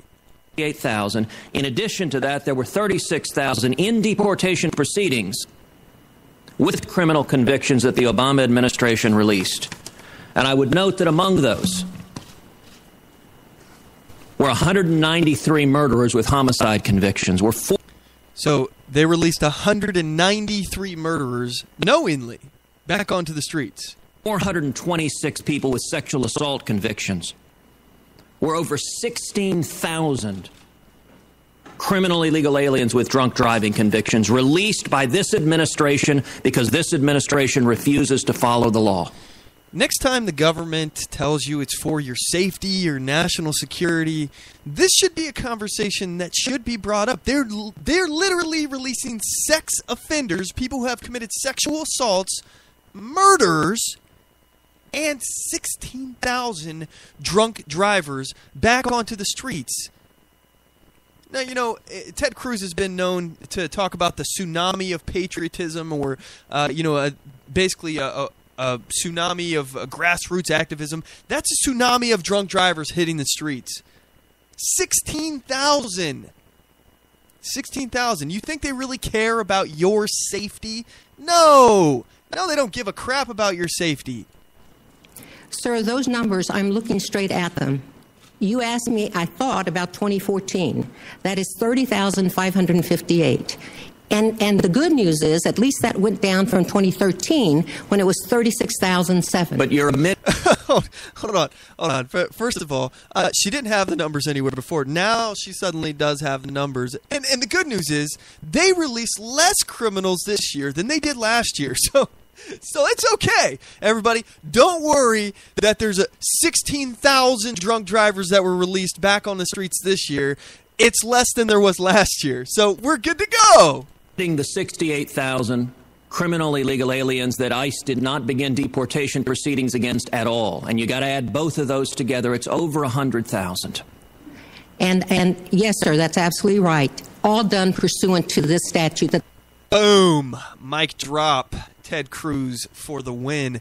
Look, they're playing these number games. This is just the same thing as when they changed the deportation. The Obama administration, by the way, they changed the deportation numbers, showing that, look, we're tough on the border. We're deporting more people than ever. All they did was change the fact that when they turn someone around at the border, they count that as a deportation, which historically never has. So what they did is they basically inflated their numbers, saying, look how many people we're deporting. We're deporting more than any previous administration ever. No, all you're doing is doing exactly the same thing that every administration has done, except you've changed the way that you account for these things and fudge the numbers. That's what they're doing here. They're saying, oh, well, look, we only released 30-some thousand people on the streets. And Ted Cruz is pointing out the fact that, no, you didn't only release 30-some thousand people on the streets. You declined to even begin the process for 68,000 others. So it's well over 100,000 criminals that are released back on the streets who had no business being here in the first place. They are illegal immigrants. Now, let me just, before we get into my viewpoint here, okay, on illegal immigration and where I stand, and I would love to hear from you guys. By the way, the number of the show is 360-450-5625. Again, that's 360-450-5625. You can email the show at talk@onthemoveshow.com, messages on facebook.com/onthemoveshow, or get us on Twitter at onthemoveshow. Before we go into this here, I want to actually talk specifically about immigration in and of itself. Okay, we're told that this country is a melting pot, and that immigrants come here and they do the jobs that Americans don't want to do, and all these things that they're so ingrained into our society that those kind of sayings, you can't even hardly question anymore. And for that, I think it's even more important that we do question those. So when you're talking about melting pot, a melting pot, when you melt a bunch of metals in one container, they all kind of become one thing. They're no longer iron or steel or something along those lines. It's all kind of a big mix here of metal. It's a big glob of melting pot. Okay, so it all becomes one.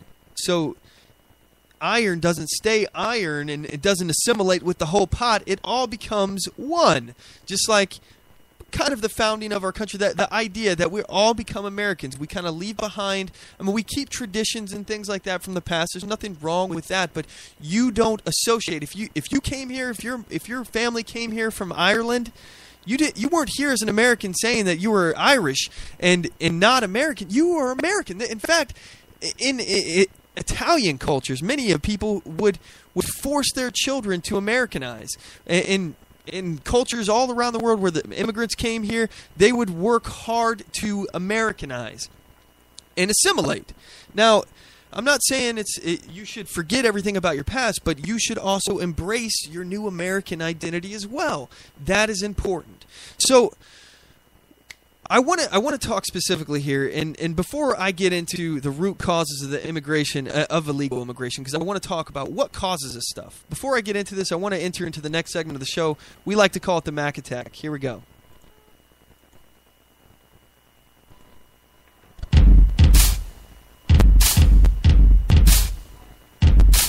It's time for the Mac Attack!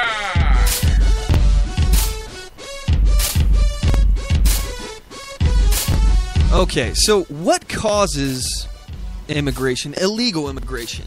Well, first of all, let's just ask, what causes immigration? Obviously, some kind of incentive. People want to move from A to B. And there's nothing wrong with that. I actually am a big fan of immigration. I think that used correctly, we could use it to create jobs here in America. We could use it to fill in gaps that we don't have a lot of employment. Like, for example, if we need a particular sector, but we don't have enough workers in that sector. First of all, I think the free market in America itself would help that. So if, for example, let's say engineers, we need engineers, and we don't have very many. What will happen is the price of engineers' wages will dramatically go up because there will be less of them competing for many, many, many jobs. So they can basically pick the salary that they want. Well, what's going to happen if that kind of thing happens? If salaries in one particular field goes up, what will it do? You don't have to get the government involved in this, by the way, to get more people to go to school for that. Is the free market will work itself out. What happens is people see, oh, wow, this guy is getting paid a ton of money for that job. I'm going to go to school and go get certified or educated to do that job. So now I'll be able to make that kind of money. And then when more people go to that, the wages end up going down when the supply of workers is filled. We kind of talked about this in the minimum wage conversation last week. So this is something that we don't necessarily even need immigration to do, but we could use it as kind of a stopgap if we wanted to, and I think it's a good thing. If we wanted to bring in people from other countries to fill in positions that we don't have American workers for right now, I don't think we'd necessarily need it, as I said, but it'd be a good way to make a stopgap. What I think that we should use legal immigration for in particular is for entrepreneurs, people who want to start their own businesses, because that in turn that will create jobs. I think we should be selective in who we legally allow in our country. I think that the process should be streamlined, because it's ridiculous that it takes almost a decade for people to become legal citizens. And now there's talk of amnesty, which, by the way, is basically just waving a magic wand and saying, all of you people that broke our laws and disrespected our country to get here illegally in the first place, all of you people now are now citizens, or potentially have some kind of legalized status. And, sorry to all you people that have been waiting in line to become legal citizens for 9 years. You did it the right way. We're going to put these millions of people in front of you here who did it illegally and disrespected and violated our laws in the first place. So that's what I have an issue with that. But we should fast track the legalized citizen process. It shouldn't be 9 years. It shouldn't take more than a couple months for them to do a background check on somebody and confirm all the things that they're saying, basically on a sheet, an application, something along those lines, and give them a test, something along those lines, to make sure that they can pass the current tests that we take now to become a U.S. citizen. I think that's a pretty hard test, and I think that many Americans probably would have trouble passing that now. So I think it's a pretty good test. I've actually seen it. It's pretty cool. So if you haven't taken a look at one of the citizen tests, I can't remember what they're called, the naturalization tests, you should take a look at them, because they're pretty tough. If you don't know anything about history, if I would say Joe Schmo, average person on the street, probably wouldn't get every single question right. So anyway, I digress. I'm going off into the weeds. But regarding illegal immigration, root causes. What are the root causes of illegal immigration? So obviously, number one is that they want higher paying jobs. So there's some kind of incentive. So incentives are everything, by the way. So higher paying jobs is one of those things. So if they're coming from Mexico or South America, something along those lines, they may be looking for a higher paying job. So what is the answer to this incentive to prevent people from coming here to take higher paying jobs? Well, obviously we could lower our pay. That's not something that we necessarily want to do. But one of the things that we currently have right now is called E-Verify. And one of the things they're trying to talk about is these biometric national ID cards. And for me, I'm very concerned about the national ID cards. So my thought on these nationalized ID cards, these biometric ID cards, basically is that it's very Orwellian, because in order to have a job, you basically have to get one of these ID cards, and I'll read you the definition here. This is on Electronic Frontier Foundation. This is EFF.org. Mandatory national IDs and biometric databases. Mandatory national nationwide identification system have been implemented in a number of countries, including Argentina, Belgium, Colombia, Germany, Italy, Peru, and Spain. While these schemes vary by country, individuals are typically assigned an ID number excuse me, which is used for a broad range of identification purposes. Large amounts of personal data such as name, birth date, place of birth, gender, eye color, height, current address, photograph, and other information is linked to this ID number and stored in a centralized database. First of all, that's kind of scary in and of itself. I don't want my federal government having a centralized database with all of our information whatsoever. Anyway, the article continues. In many countries, such as Argentina, national ID regimes are adopted during military or authoritarian regimes. National ID cards and the databases behind them compromise the cornerstone of government surveillance system that create risks to privacy and anonymity. The requirement to produce identity cards on demand habituates citizens into participating in their own surveillance and social control. I absolutely agree with that. I have a major issue with the fact that in order to be a citizen, first of all, you have to have an ID. I don't think that you should have to have an ID. And moreover, I don't like the idea of centralizing this much power and control. I think it's a major problem, and obviously our founders would be rolling over in our graves. One of the biggest things that they had an issue with was the centralized power of the federal government, and that's obviously because they just came from a completely centralized government underneath the king of England. So, obviously they lived through it. They saw it firsthand. They didn't want to ever have to go through that, so they wanted to make the government as small as possible. As I was talking earlier in this episode, though, slippery slope. It's a real thing. It actually happens. You know, the government was meant to be very, very small and have limited impact on your daily lives. Now, totally different. The EPA, executive orders, all of these different things. IRS, don't even get me started on the IRS. Oh, geez. So, you know, I don't think that this is a solution to illegal immigration. Now, people out there screaming for, you know, we got to be tougher on illegal immigration. We got to be tougher. You know, I understand. I get why you may not want illegals to come here, and I also get why the Democrats who benefit, even though they try to perpetuate the myth that illegal immigrants are historically conservatives. It's just the facts don't back up. The data doesn't back that information up. That is a myth and it's a lie and it's propaganda spread by liberals to basically get people here who they think will vote for them.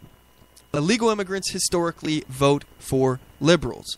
And we'll get to the reasons why in that, for example. But currently, what we have right now, we don't have a national ID card. We don't have a biometric national ID card. What we do have is this program called E-Verify. So if you're not familiar with E-Verify is, let me actually read right off of their website. This is uscis.gov.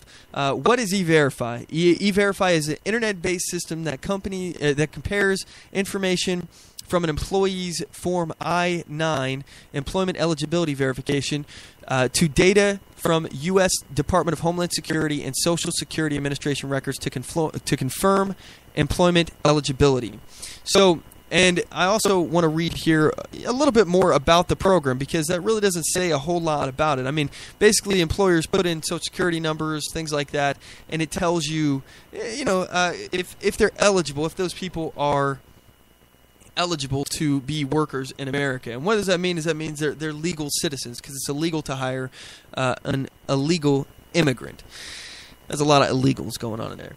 Anyway, E-Verify is an electronic program through which employers verify the employment eligibility of their employees after hire. The program was authorized by the Illegal Immigration Reform and Immigrant Responsibility Act of 1996. So this has been around since the 90s, all right? 1996. In short, employers submit information taken from a new hire's Form I-9 employment eligibility verification form through E-Verify to the Social Security Administration and the U.S. Citizenship and Immigration Services, that's USCIS, to determine whether the information matches government records and whether the new hire is authorized to work in the United States.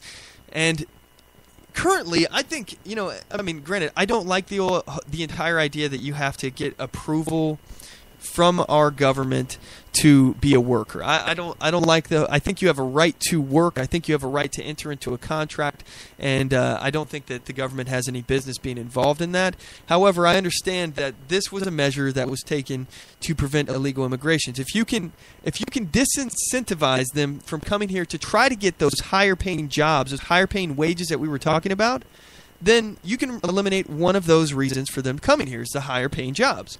So again, I think that is a brilliant idea. Not that I'm a big fan of having to check in with my government and get permission from the government, but as long as you're a U.S. citizen, this should be something that you should be able to do. You don't really have to do anything other than be born an American and have a birth certificate or Social Security number, which we should all have. So with that said, you know, the E-Verify program has been going on, and I think it's working fine. I mean, personally, I don't think it's extremely Orwellian. I mean, I think the entire idea of Social Security numbers in the first place is kind of Orwellian. We're all numbered and essentially barcoded and, you know, that kind of thing. I don't like that. However, you know, we're not suffering too badly from that, I don't think, anyway. I think that, you know, it's probably a lesser of two evils when it comes to that. Maybe I'm wrong. Maybe somebody can talk me out of that. I would love to hear your opinion, 360-450-5625. But anyway, personally, I think the E-Verify program currently works. I don't think we need to expand upon it.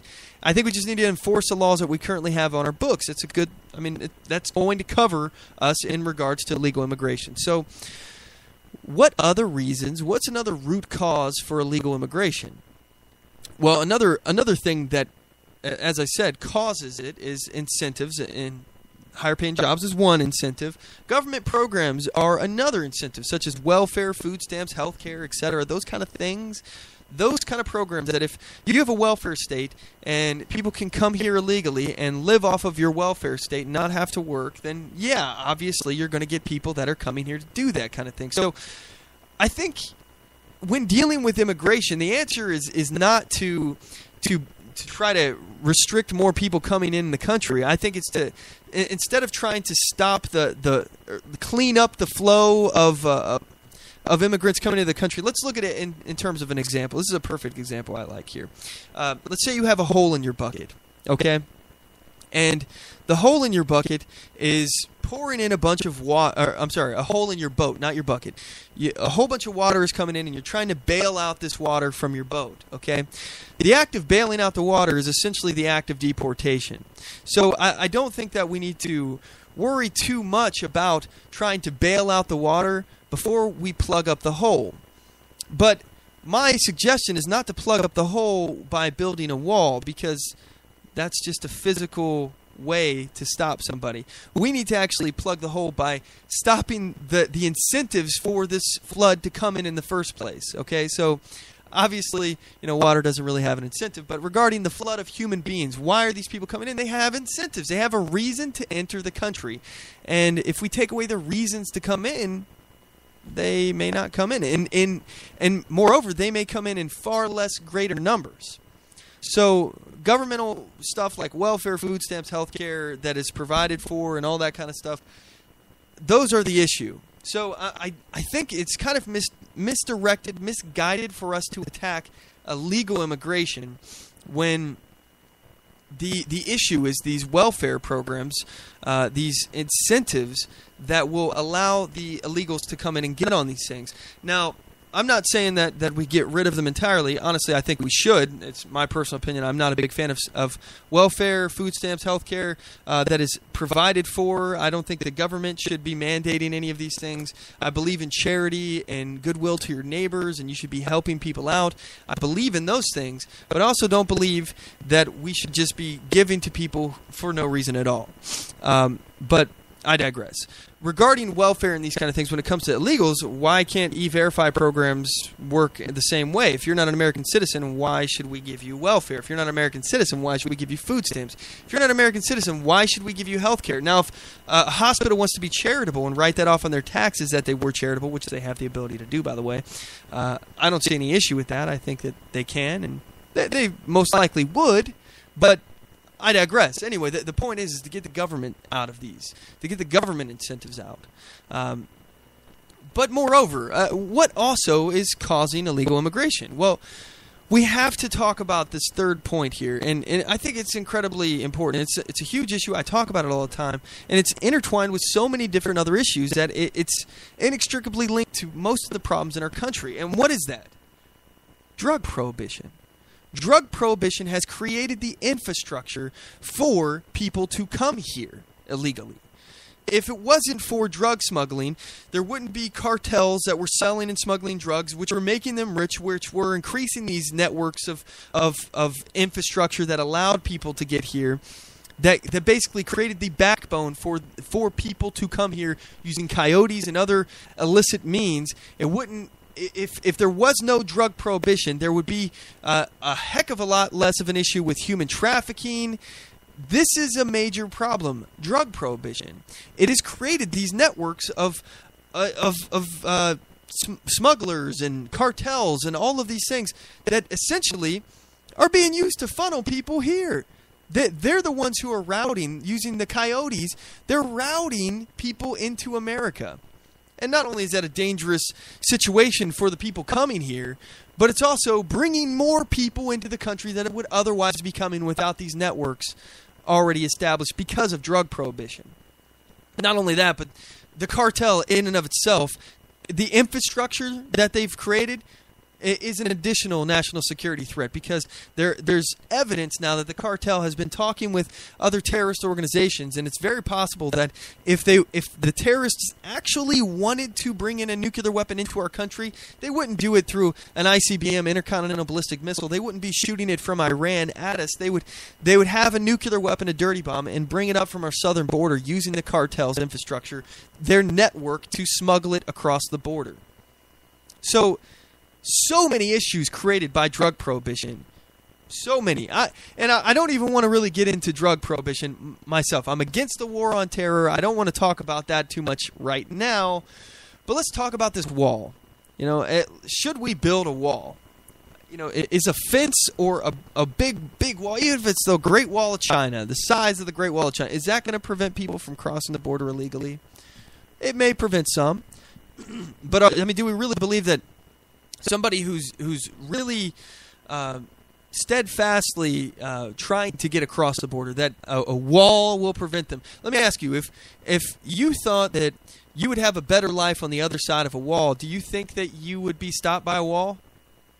I know I wouldn't. I'd find a way to knock it down, climb over it, dig under it, fly over it, something along. I would find a way to get over that wall.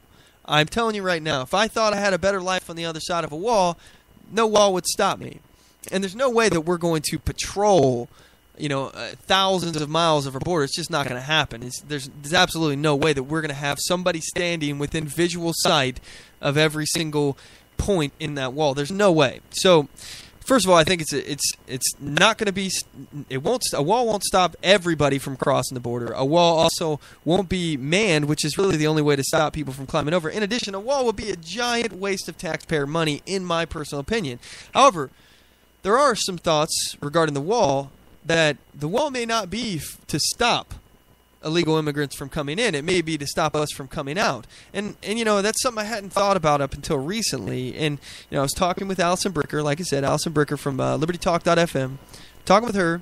And she said, Ron Paul, he brought this up. He thought, we're basically clamoring for our shackles to get heavier. And that really stuck with me. Those words were ringing in my ears after I spoke with Allison. I was thinking about this, and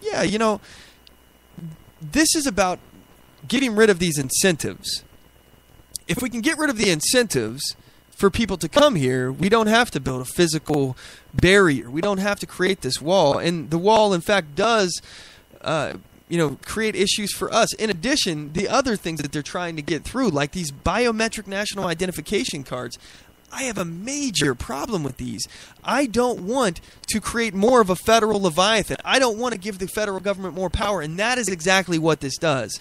And we're already at a point right now where it's harder for us to travel internationally than it ever has been in the history of the world.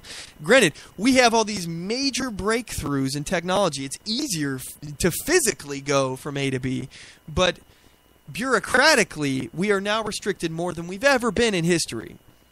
We need passports to go to Canada. When I was younger, in 2003, I went to Canada, and I didn't need a passport. Excuse me. I didn't even need a passport to get there. I just crossed the border. But you can't do that now. You can't, and this was post 9/11. This is 2003, and it's gotten worse since then. So, I don't want to increase more power to the federal Leviathan. I don't want them to have more ability to database us and categorize us and know more of our private information, which they'll not be able to secure. Again, the government's been hacked recently, and they've lost hundreds of thousands of information for people who work for the DOD, myself included. Some hacker out there has my information right now, and it's regarding security clearance and stuff. When I worked for the military, I had a secret clearance. Now, somebody else has my information when I went through that secret clearance check. Great. Appreciate it, government. Now I got to go get LifeLock or something to make sure that my identity isn't stolen. Appreciate it. That's great. Now I got to go buy something. This is the kind of thing. I don't want the government to get their hands in these kind of things. This is not going to work out well. First of all, they have no incentive to protect you. They don't care if you're protected or not. They want you afraid. They want you to be afraid. So that is the problem, is trusting these people that they only benefit when you're afraid and you give them more and more power. So stop asking them to build a wall. Stop asking them for these biometric national ID cards and start demanding that they go after the incentives that these people are coming into this country for, to get the higher paying jobs. Well, we have E-Verify. Freaking enforce the law. We have government incentives that give illegals welfare, food stamps, health care. Stop doing that. We have drug prohibition going on that are creating the networks for the cartel to get these people physically here. Here's an easy solution. Legalize drugs. You kill the cartel that way. You basically crush their demand. They wouldn't have the demand here, the market here, and we would get tax money in return for it. Win-win. Win-win. Woohoo. And, not to mention you would cut down on human trafficking. So it seems like a win-win. Why don't we just do that? Get rid of these incentives. Now, I want to talk specifically. We got a few minutes left in this second hour. By the way, we're going to cut into an overdrive hour. We're not probably not going to be a long one, but I want to cut into the gun control conversation. So, but anyway, for this last little hour, I want to talk about Trump. This last bit of this hour, I want to talk about Donald Trump because I don't know about you guys, but I've been having some major Trump trauma here. I feel like I've just been getting beaten over the head with Donald Trump, Donald Trump, Donald Trump, Donald Trump, Donald Trump, Donald Trump, Donald Trump, Donald Trump. I'm getting tired of it. Now, first of all, Donald Trump is not a conservative. So if you think he is a conservative, feel free to give me a call. If you think I'm wrong, you want to set the record straight, go right ahead, 360-450-5625. But Donald Trump is not a conservative. Okay, and he's the one that's been the loudest voice about this illegal immigration concept. He's basically saying that he wants to build a wall. I want to build a wall, and I want to send the bill to Mexico. That's what he said. Look, by the way, that was a horrible Trump. I'm sorry, but yeah, I can't really do his accent. But anyway, Donald Trump is first of all, he's a loudmouth. He's a loudmouth. He's the loudest guy in the room, and it doesn't mean that he's right. And I understand the need for a lot of conservatives out there, and even libertarians. Heck, I can understand the human desire to back up somebody who you see is being attacked in the media, or something along those lines. If you think he's being attacked for his opinion, however, Donald Trump is for the pathway to citizenship, which is amnesty. Okay, there is no difference. When anybody else says pathway to citizenship, it means amnesty. When Donald Trump says it, apparently it doesn't mean that. No, Donald Trump is not tough on the border. Donald Trump is for amnesty, which I'm not for. And when any other of the candidates have ever said anything about pathway to citizenship, we've called it what it was, which was amnesty. When it was Lindsey Graham, we said it was Gramnesty.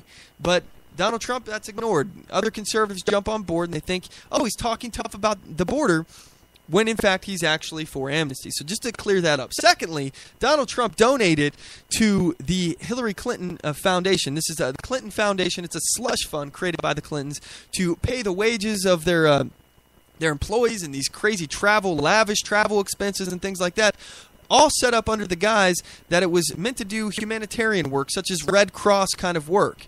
But Donald Trump donated $100,000 to the Clinton Foundation, which pays for their campaign, by the way. So he literally is funding his competition in this campaign. Okay.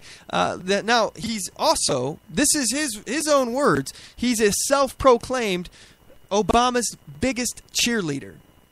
So if you plan on voting for Donald Trump, just know that he is Obama's biggest cheerleader. So, and up until 2009, he was a Democrat. Now, I have no problem with you switching your point of view or your party, something along those lines. I myself was a young, dumb liberal, and then I initially, after that period, I discovered fiscal conservatism. There we go. That was a hard word for me to say. When I discovered that, I thought I was a Republican, and then I realized as I was a Republican, no, I don't really agree with these guys on everything. And then I found out, I actually am a libertarian. That's what I am. I was thinking I was a moderate this whole time. But back to Donald Trump. 2009. Think about what was going on in 2009. Obama was in office. He's Obama's biggest cheerleader. Are you for Obama? Do you support Obama? Because Trump does. He's his biggest cheerleader. And what was going on in 2009 is the same socialist policies that Obama's trying to push now. Only now he's really cranked it up. Additionally, let me just point out another policy that Trump is actually a huge fan of, and he's used it. It's eminent domain. This is not very conservative of him at all. He's used the biggest government to steal private land from other people and use it in his business ventures. He seized private property from individuals using the force of government for his own benefit. So yeah, Donald Trump. Donald Trump. Not a conservative. He's a progressive. Oh, he's also a big fan of redistribution of wealth. I neglected to mention that as well. So he believes in a wealth tax and taking money out of your bank account and giving it to those who deserve it more. So, yeah. Not a big fan of Donald Trump, just an FYI.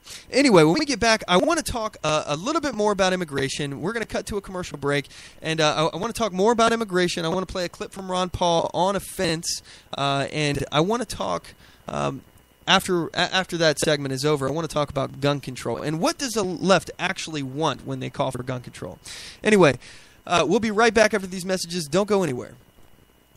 Oath Keepers is a nonpartisan association of current active duty military, reserve, guard, veterans, peace officers, and firefighters who will fulfill the oath we swore, with the support of like-minded citizens who take an oath to stand with us, to support and defend the Constitution against all enemies, foreign and domestic.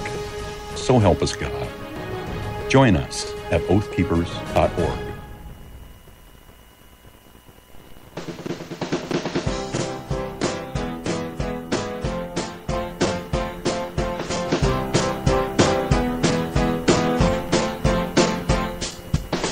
Support On The Move. Help us make this podcast bigger and better. You can do this by going to our store and purchasing one of our hundreds of products. All designs are original and made for patriots like you. Just go to cafepress.com/OnTheMoveShow. We appreciate your support.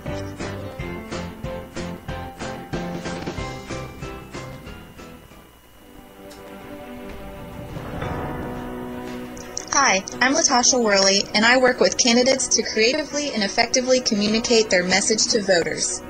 I offer professional graphic design services, from yard signs to flyers, from logos to vehicle magnets. Email me today at latashaworley@gmail.com. That's LATOSHA Worley@gmail.com for a quote on items for your campaign.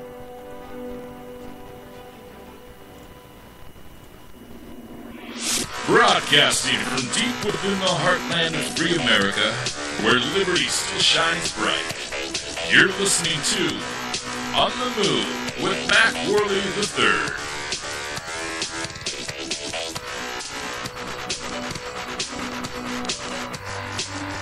All right, we're back. So I just want to read some of your comments that we have here. And by the way, I'm terminating the program on HaywireGulch.com. They cover us for the first 2 hours. So if you're on HaywireGulch.com and you want to continue listening to The Overdrive, feel free to head over to OnTheMoveShow.com. I sure do appreciate you guys tuning in and your continued support.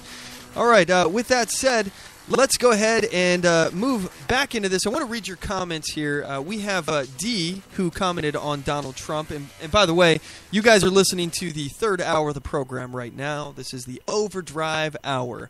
Anyway, D says that she feels that Donald Trump is a distraction. I absolutely agree. I think he's going to drop out at some point. But one of my main issues with this, and I hate the fact that I have to cover it, but you have to. I mean, you have to cover Donald Trump because there's so many people that have fallen into this belief that he's somehow the best conservative candidate when he's a progressive, and he's not even remotely conservative at all.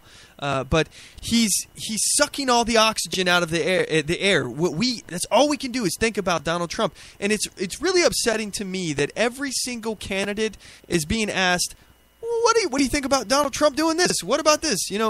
Ted Cruz. He just was in this hearing with the ICE administration. Sarah Saladana, I'm pretty sure she's with the ICE. So this is a judicial committee talking about them releasing known murderers, rapists, and drunk drivers back out on the streets. 100,000 of them. They just released them. And they've been doing this every year, by the way. And we're supposed to feel happy because this year it was less. 104,000 was less than the prior year. Yeah, okay, we can be happy about that, sure, whatever. But this is not being covered. Instead, nobody's asking Ted Cruz about this. What they're doing is they're asking Ted Cruz about Donald Trump. What did Donald Trump say?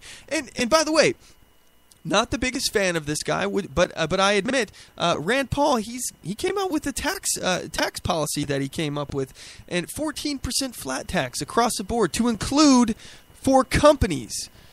Everybody pays 14% across the board.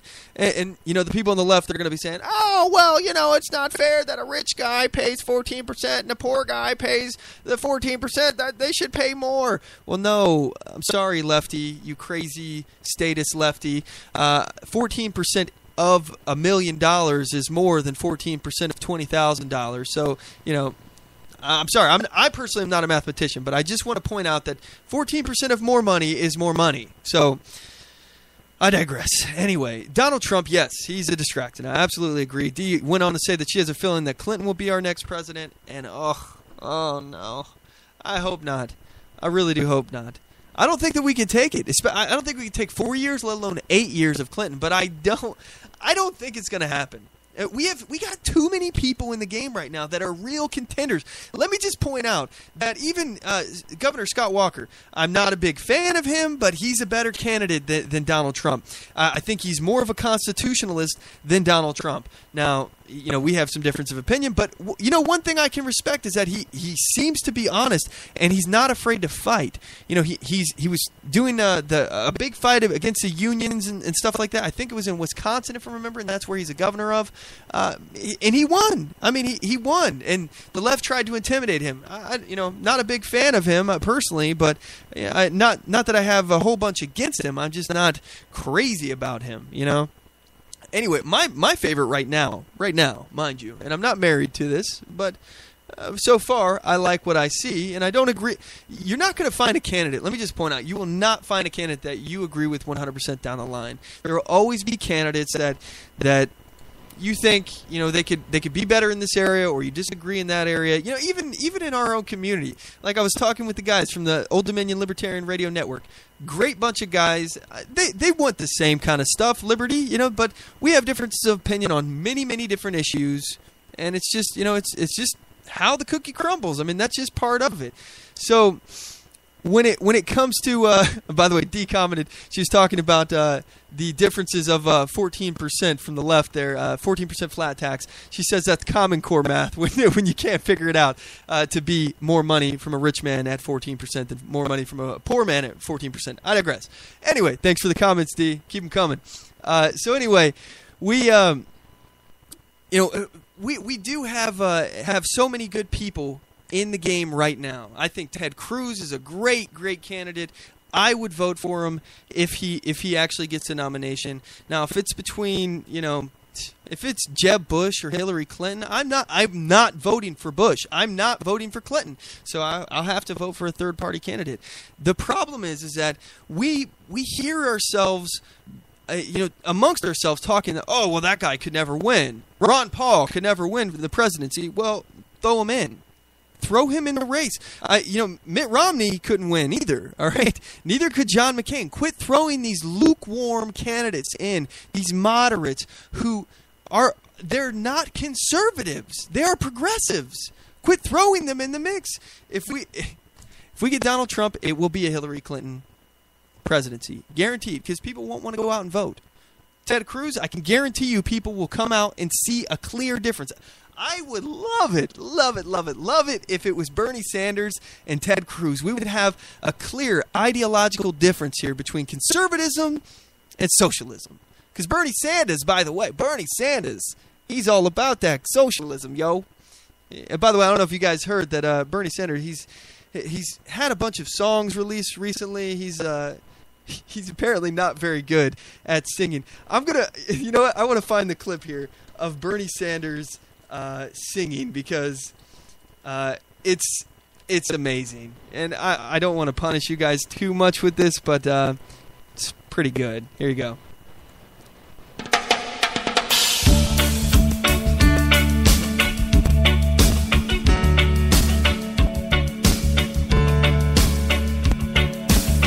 As I went walking that ribbon of highway, I saw above me that endless skyway. Oh yeah, this is great. I saw below me that golden valley. That golden valley.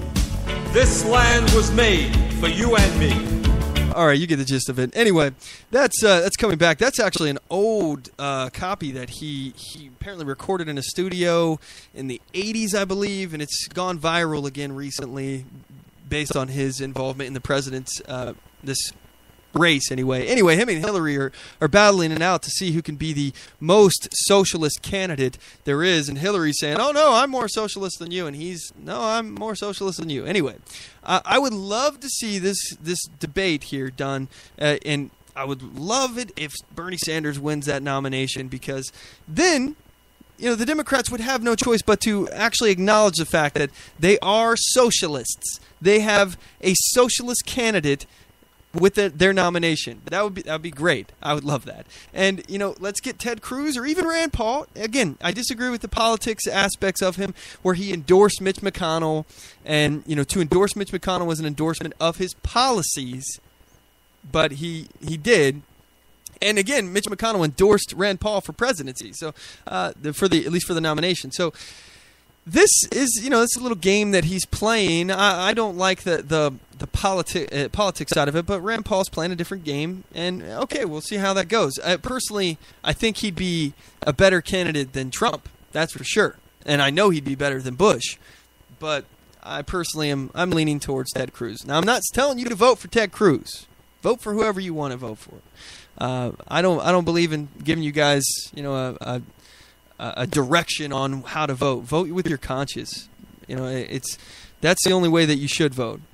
Personally, if I'm torn between Jeb Bush and Hillary Clinton, I'm absolutely certain that I will be voting third party or not voting at all, because it won't matter at that point. Either way, we're voting for a progressive, and this country is essentially doomed. So, I digress. All right, so I said I was going to get to Ron Paul on illegal immigration on this border fence. I want to play a clip. He was talking with, I think this is John Stossel. Yes, it is. And John Stossel was having a conversation with him on immigration. And this is a funny thing, because I actually found this right before the show. So I thought I was really playing the intellectual game here and like figuring this stuff out when it comes to immigration, because I hadn't given it enough thought, regarding illegal immigration. I mean, I've thought about it, but I didn't really think as hard as I probably should. So anyway, I was thinking about incentives, and what are those incentives? Higher paying jobs, and again, governmental programs, and we got to stop the drug prohibition in order to shut down the cartel, which gives these networks. And I'm like, okay, this is great. I thought of something new. I'm good. There we go. Really? No, I didn't think anything new. This has already been thought of before, obviously. You can't be original nowadays, it seems like. Everything's already been done. So anyway, here's Ron Paul on illegal immigration. Presidential candidate Ron Paul has been called anti-immigration. Is that true? Immigration. You want a 700-mile fence between our border and Mexico? Not really. There was an immigration bill that had a fence in it, but there was to attack amnesty. I don't like amnesty, so I voted for that bill to stop the amnesty, but I didn't like the fence. I don't think the fence can solve a problem. I find it rather offensive. What should we do? Okay, before I let him finish that, I just want to comment here. This is a main problem here when it comes to the current way that we pass bills. Is we like to put things in together. They call it pork a lot of times. They'll do pork. So let's say I wanted to pass a bill to teach kids to read. All right, a bill to fund kids to read. And then in order to get that bill passed, I have to put in a bunch of other stuff like, kickbacks to my constituents, my campaign donors. So, it'll be tax breaks for big oil companies or something that'll create jobs in this other sector, or, use the government to stimulate this portion of the economy, blah, blah, blah, blah, blah, whatever. You get the idea. I'm getting kickbacks, or I'm giving contracts to these companies to do these deals, or all this other stuff, okay? This is all squeezed into one bill, but the bill is titled Fund Kids to Read. So if you vote no, I don't want all that additional crap, you're attacked for saying that you don't want to fund kids to be able to read. You don't want to teach kids to read? What's your problem? You're evil. But if you do vote for it, now you're guilty of voting for all of these other things too. So, that is a major problem, and this is what Ron Paul's talking about. This bill was a bill that would have would have stopped amnesty. And he voted for that, but he didn't want a fence. They were in the same bill. He wanted to stop amnesty, but he's not so much concerned about the 700-mile fence.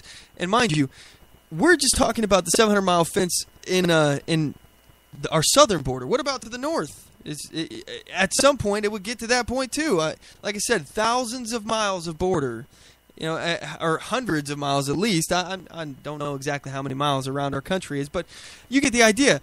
Are we gonna put up a wall around our entire country and box ourselves off? I don't think that's the answer. I don't think that's the solution. Anyway, John Stossel goes on to ask, what do you think we should do? Get rid of the subsidies. You subsidize illegal immigration, you get more of it. Get rid of welfare. Get rid of all the welfare benefits. Health care for... Absolutely. So if someone's illegal and they show up at the hospital and they're injured, the hospital should do what? Be charitable and have no mandates by the federal government. Catholics want to take care of their offering to help a lot of these people. We want to punish them in some of these, reform bills. I'm not for that. But we wouldn't have so many there if they didn't know they were going to get amnesty. You promise them amnesty, promise them there was no sweat, you can get medical care and free education, automatic citizenship, food stamps, and Social Security, you're going to get more of it. But I want a free and healthy... It's important to note that any time that you incentivize something, you get more of that something. So, for example, you incentivize, and even through free market incentives, like I said earlier, we were talking about engineers, and let's say there's a lack of engineers in a particular job. That would obviously incentivize people to go to that kind of job, because those engineers, those few engineers that are there doing those jobs, they'll be making higher wages because they can go somewhere else. If you as an employer don't want to pay them what they're asking for, they can compete in the market. They can say, hey, company A, pay me this much. Oh, no, you won't? Well, company B, pay me this much. Yeah, you will. All right, I'm leaving you, company A. Sorry. And wages will necessarily go up. And even on top of it, we're not even talking about people who have the job. Let's say people competing in the market. Let's say you're applying to a bunch of different companies and they desperately need engineers and you're one of the few engineers there. You can say, which one are you going to pay me more? Company A said they pay me this much. Company B, what will you pay me? Company C, what will you pay me? I want the highest bidder. I'm going to take the highest amount, or the one I like the most, or something along those lines. You can compete. So you incentivized people to go to school to become engineers, to have that same opportunity. So when you incentivize something, you get more of it. A very simple concept. Thriving economy, and I think we could be much more generous with our immigration. We don't need illegal immigration. We don't need to reward people who get in front of the line.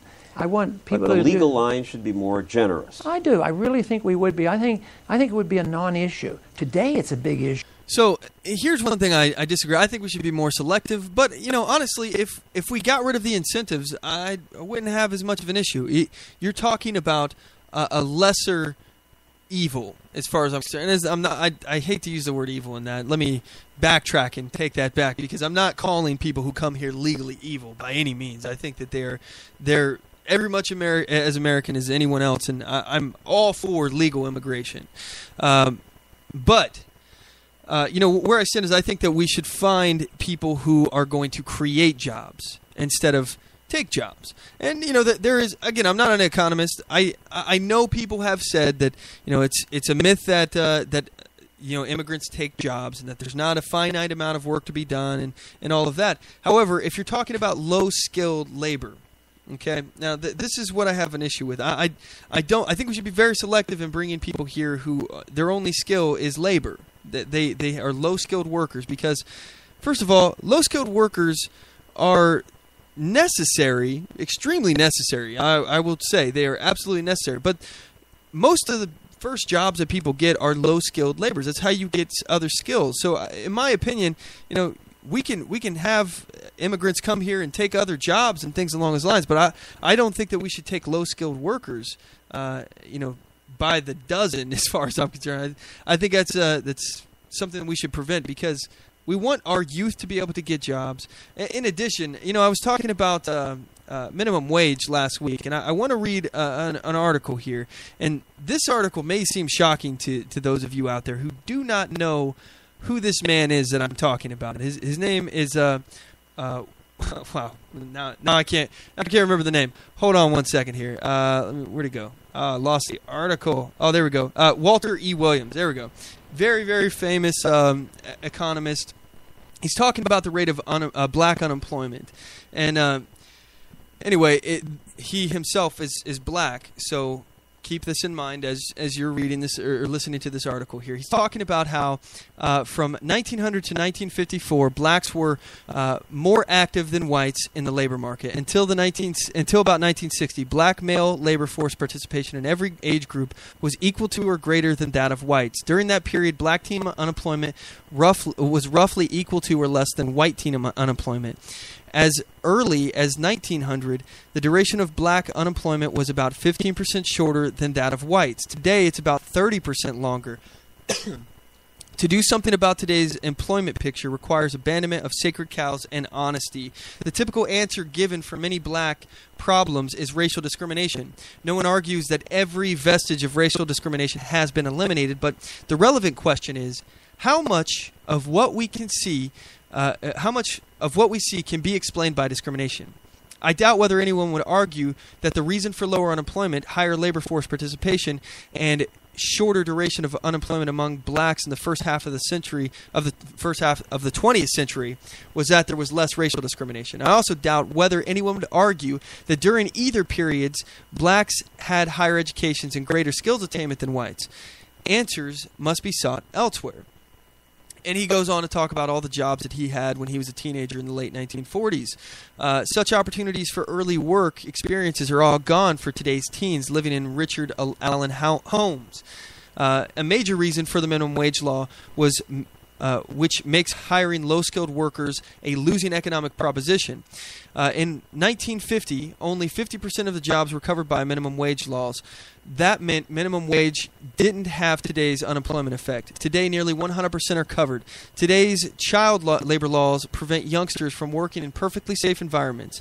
The minimum wage has destroyed many jobs. That's why, for example, in contrast with the past, today's gasoline stations are self-service and theater ushers are non-existent. There are super minimum wage laws, such as the Davis-Bacon Act, which were written for express purposes of excluding blacks from government-financed or assisted construction projects.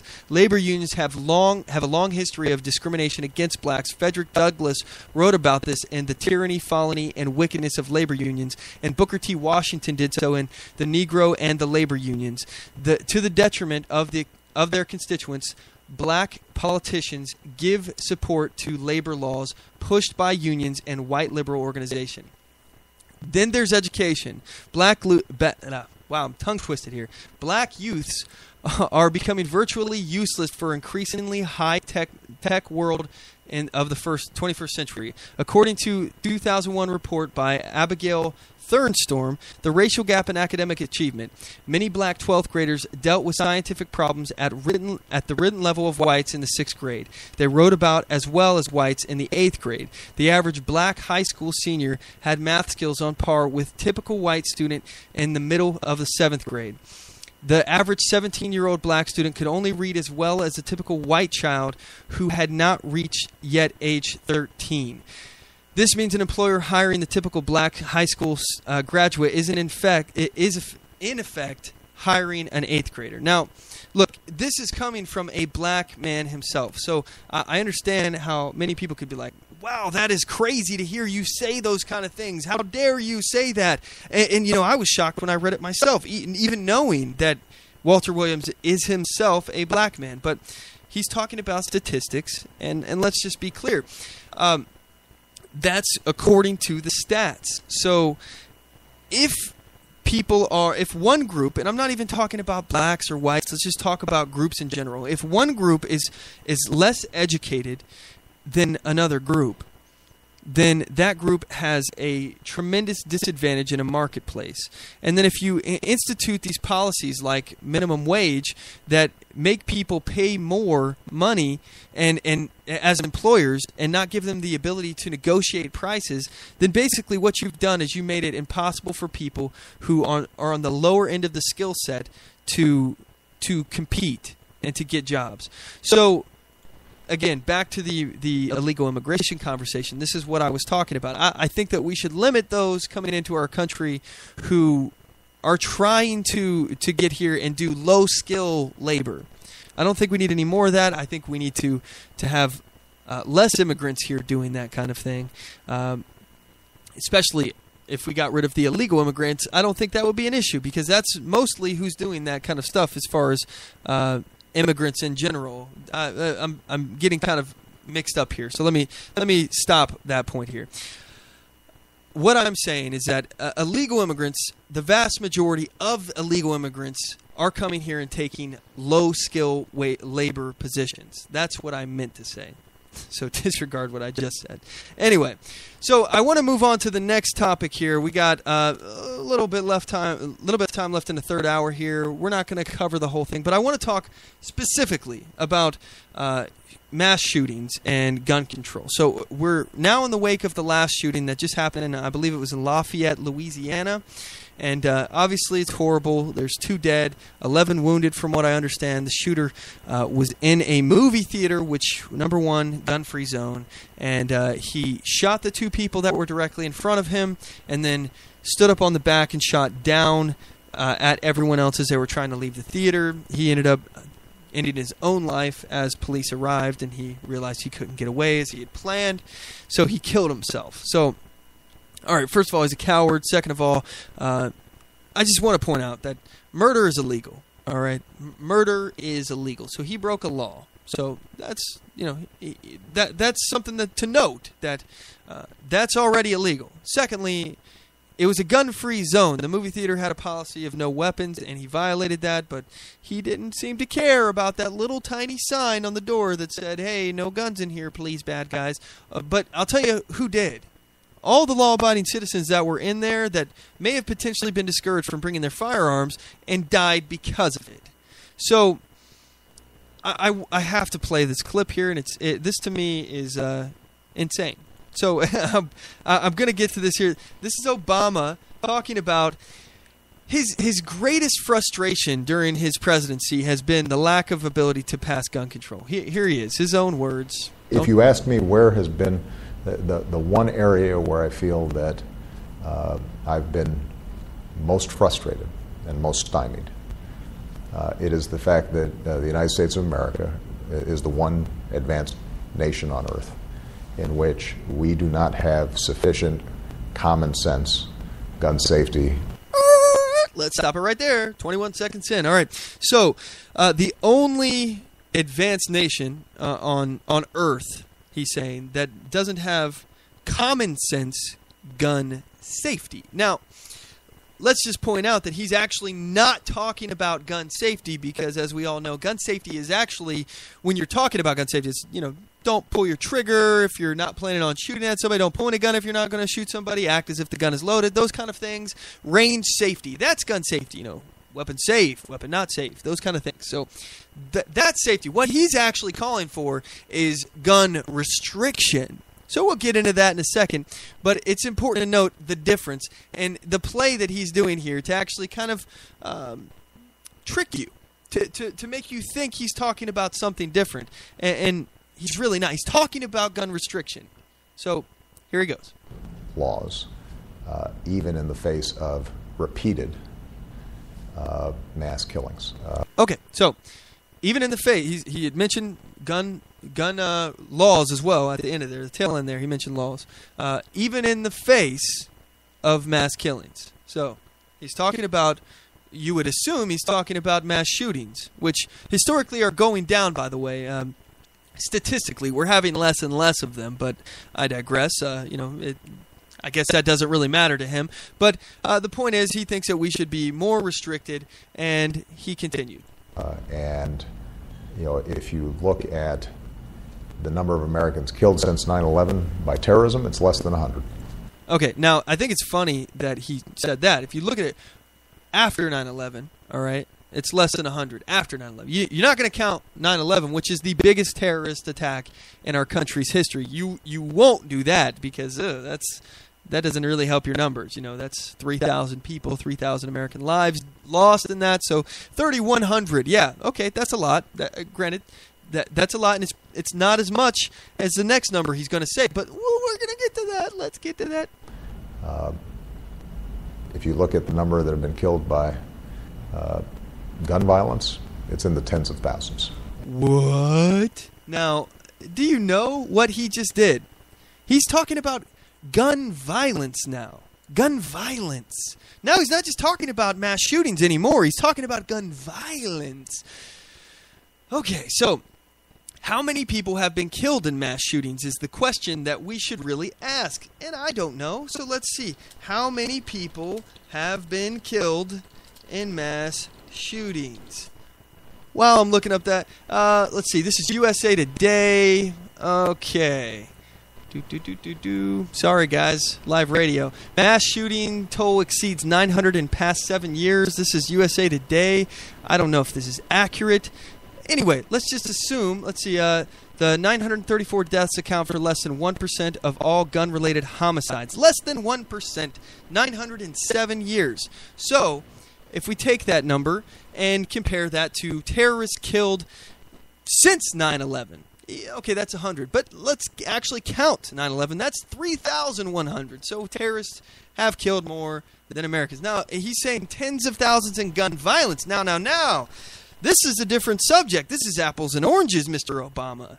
At this point, you're talking about two different topics. You're talking about mass shootings, which is one thing, and then on the other hand, you're talking about gun violence. And I happen to know for a fact that these guys are very tricky when it comes to this because you're including the violence done by violent criminals to law-abiding citizens, which you shouldn't add because, number one, that's a crime already. Okay, so those statistics, if you're talking about people getting guns illegally and using those guns to commit crimes, well, that was already a crime, and it's already in a gun-free zone. Many of these situations, number one, like places like Chicago or California, things along those lines, where they already have the most draconian gun laws there is. So they've already violated laws to get the guns there in the first place, and no big deal. No big deal. They just violated laws anyway. And, on top of which we got a prison industrial complex that is filling our prisons with people who are nonviolent offenders and letting go violent ones. In addition to that, we also mentioned that the Obama administration is releasing murderers, rapists, and drunk drivers back onto the street. So I don't really want to. I think that should be your biggest frustration, is that you're letting people go who have actually killed people back onto the street.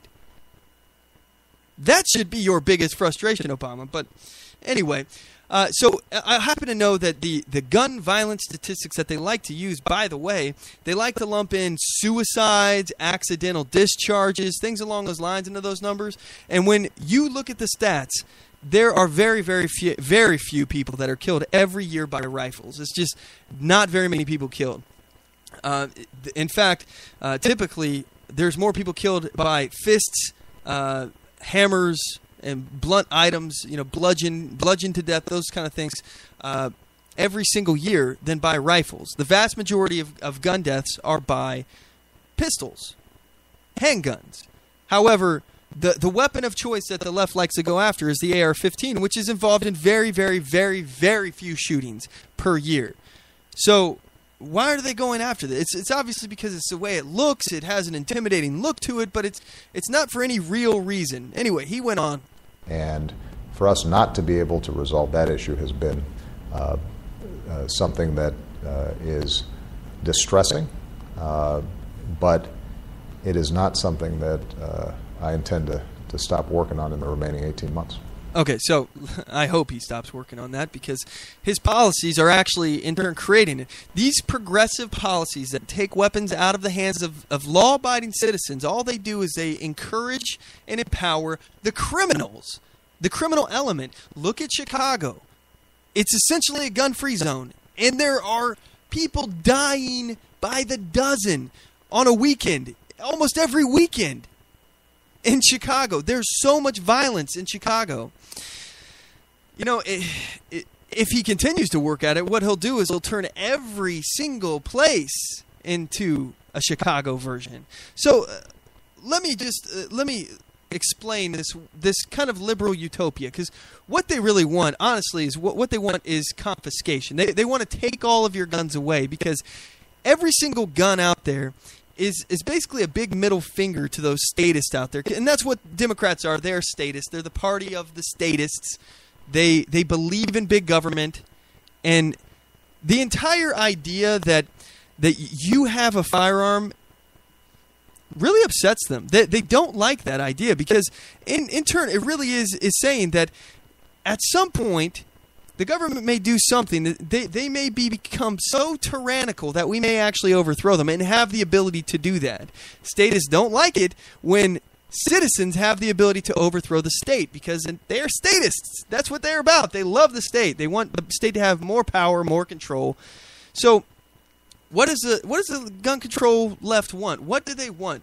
Let's say they're not talking about registration and confiscation, which of course they are. That's the only answer to actually end with gun control, actually doing something to prevent some kind of gun violence. However, we'll get into that in a second. Let me just mention here, they talk about you not having your gun accessible. Okay, so maybe putting it in a safe, having smart guns where maybe you have to have some kind of bracelet on that has a chip in it that sends a signal to your gun, and it'll only activate if you have it. Okay, well, that's all fine and good. Well, not really. I honestly think that's probably one of the dumbest freaking things that you can imagine, because number one, fingerprint scanners, they don't work all the time. This little wrist chip thing, bracelet chip thing that they're talking about with smart guns, that could fail. It's one more moving part. And when your life is on the line, I don't want to rely on another moving part, another safety in my way.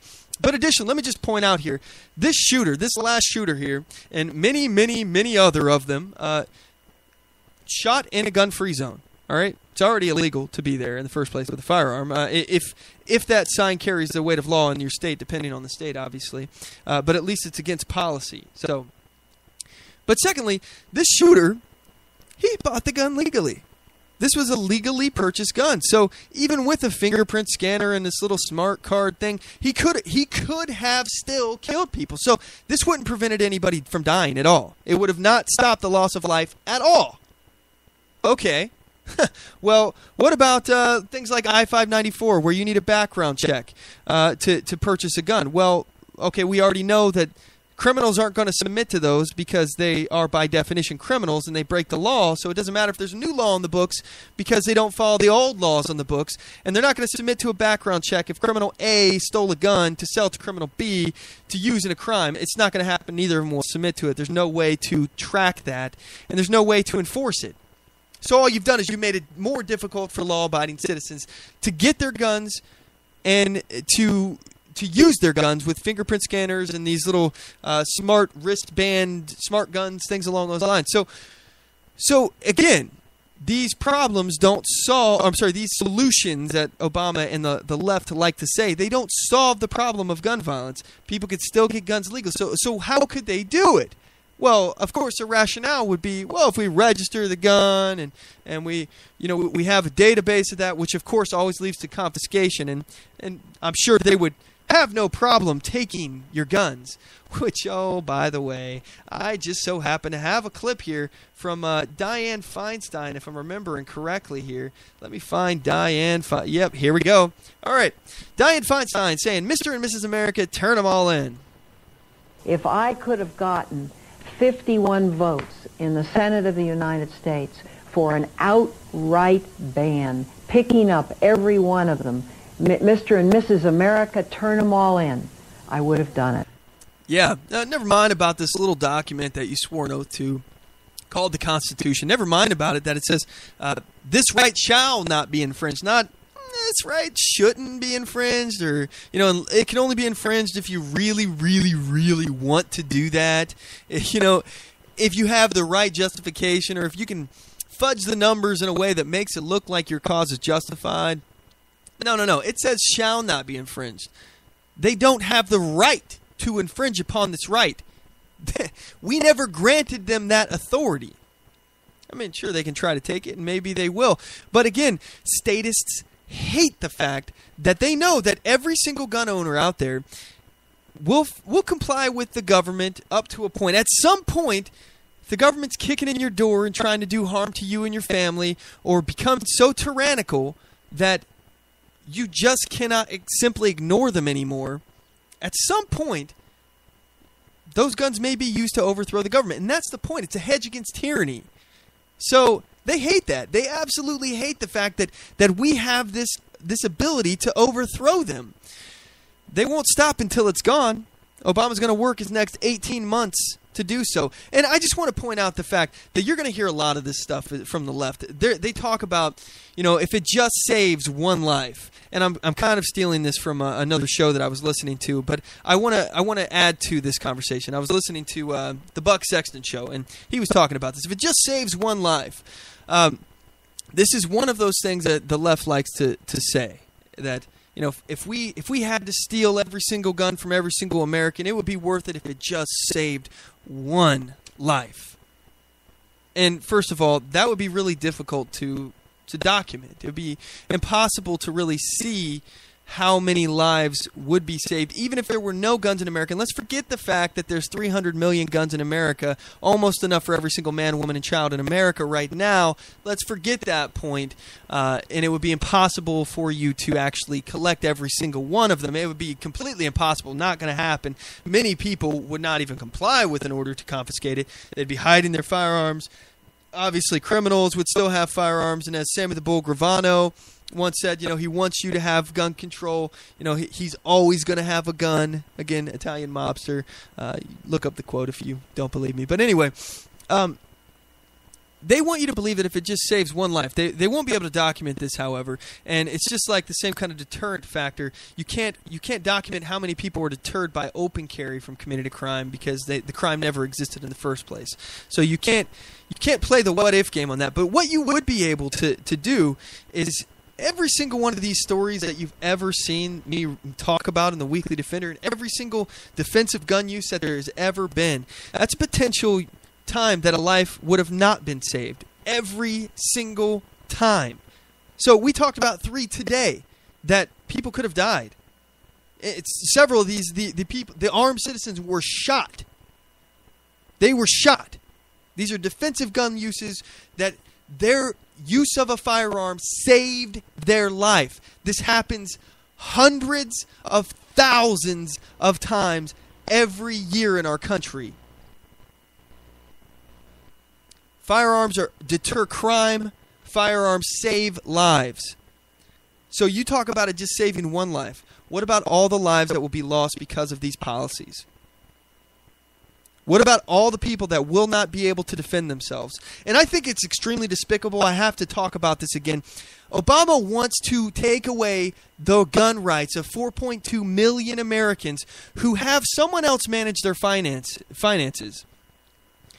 He thinks that because they're not mentally capable of managing their finances, that means that suddenly they're a danger to society? This is ridiculous. This is an unalienable right. The government does not have the right to take this away from citizens. 4.2 million Americans using the Social Security Administration. This is the biggest gun grab in history. Are you hearing about this on the news? I haven't heard it very often. It's very upsetting to me. There's a big difference between somebody who has a lack of mental capacity, or they're getting old and they're not able to concentrate on things and they get forgetful, than somebody who is mentally ill and dangerous. That and dangerous part is important. All right? Obviously, some people don't need to have guns in their hands if they are literally dangerous to society, if they have violent tendencies, if they feel the need to hurt themselves or others. Yeah, they don't need to have firearms. But somebody who's just a little forgetful, or somebody who's suffering from a traumatic brain injury, such as our veterans coming home from Iraq and Afghanistan, we're going to take away their guns? They served our country? We're going to take away their guns? No. What this will do is stop people from, it will discourage people from seeking help, medical help that they may need, for fear that they're going to lose their gun rights. Unbelievable. The biggest gun grab in history. If it just saves one life, though, right? Don't think about all the other lives that'll be lost because people can't defend themselves. Just think about the one life. Because one life's super important, right? Anyway, that's today's show. I sure do appreciate you guys sticking with me. I'm sorry, I got a little heated up today. I got fired up.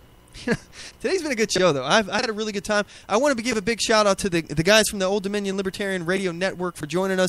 I really appreciate Alex, Joe, and Jeff for joining us on the program. Make sure you check out their program. Again, that's Old Dominion Libertarian Radio Network on blogtalkradio.com. You can find them on Facebook as well. We really do appreciate them coming on. And, guys, you can come on anytime on the show. I don't know if you're still listening, but you are welcome to come on anytime. Just give me a holler. Let me know. And as for all of you, members of the Mac Pack, thank you so much for tuning in. You guys are the tip of the spear. You're the reason why we do this. We appreciate your continued support. Don't forget to tune in next week, guys. We broadcast every Sunday at 5 p.m. Pacific Standard Time. That's 8 p.m. Eastern Standard Time at our website, OnTheMoveShow.com, simulcast on the 405media.com. We also simulcast on HaywireGulch.com. Don't forget to check us out at our website at OnTheMoveShow.com. Follow us on Spreaker.com/OnTheMoveShow. Like us on Facebook.com/OnTheMoveShow. Follow us on YouTube.com/OnTheMoveShow and Twitter.com/OnTheMoveShow. And as always, know your rights, assert your rights, and get on the move.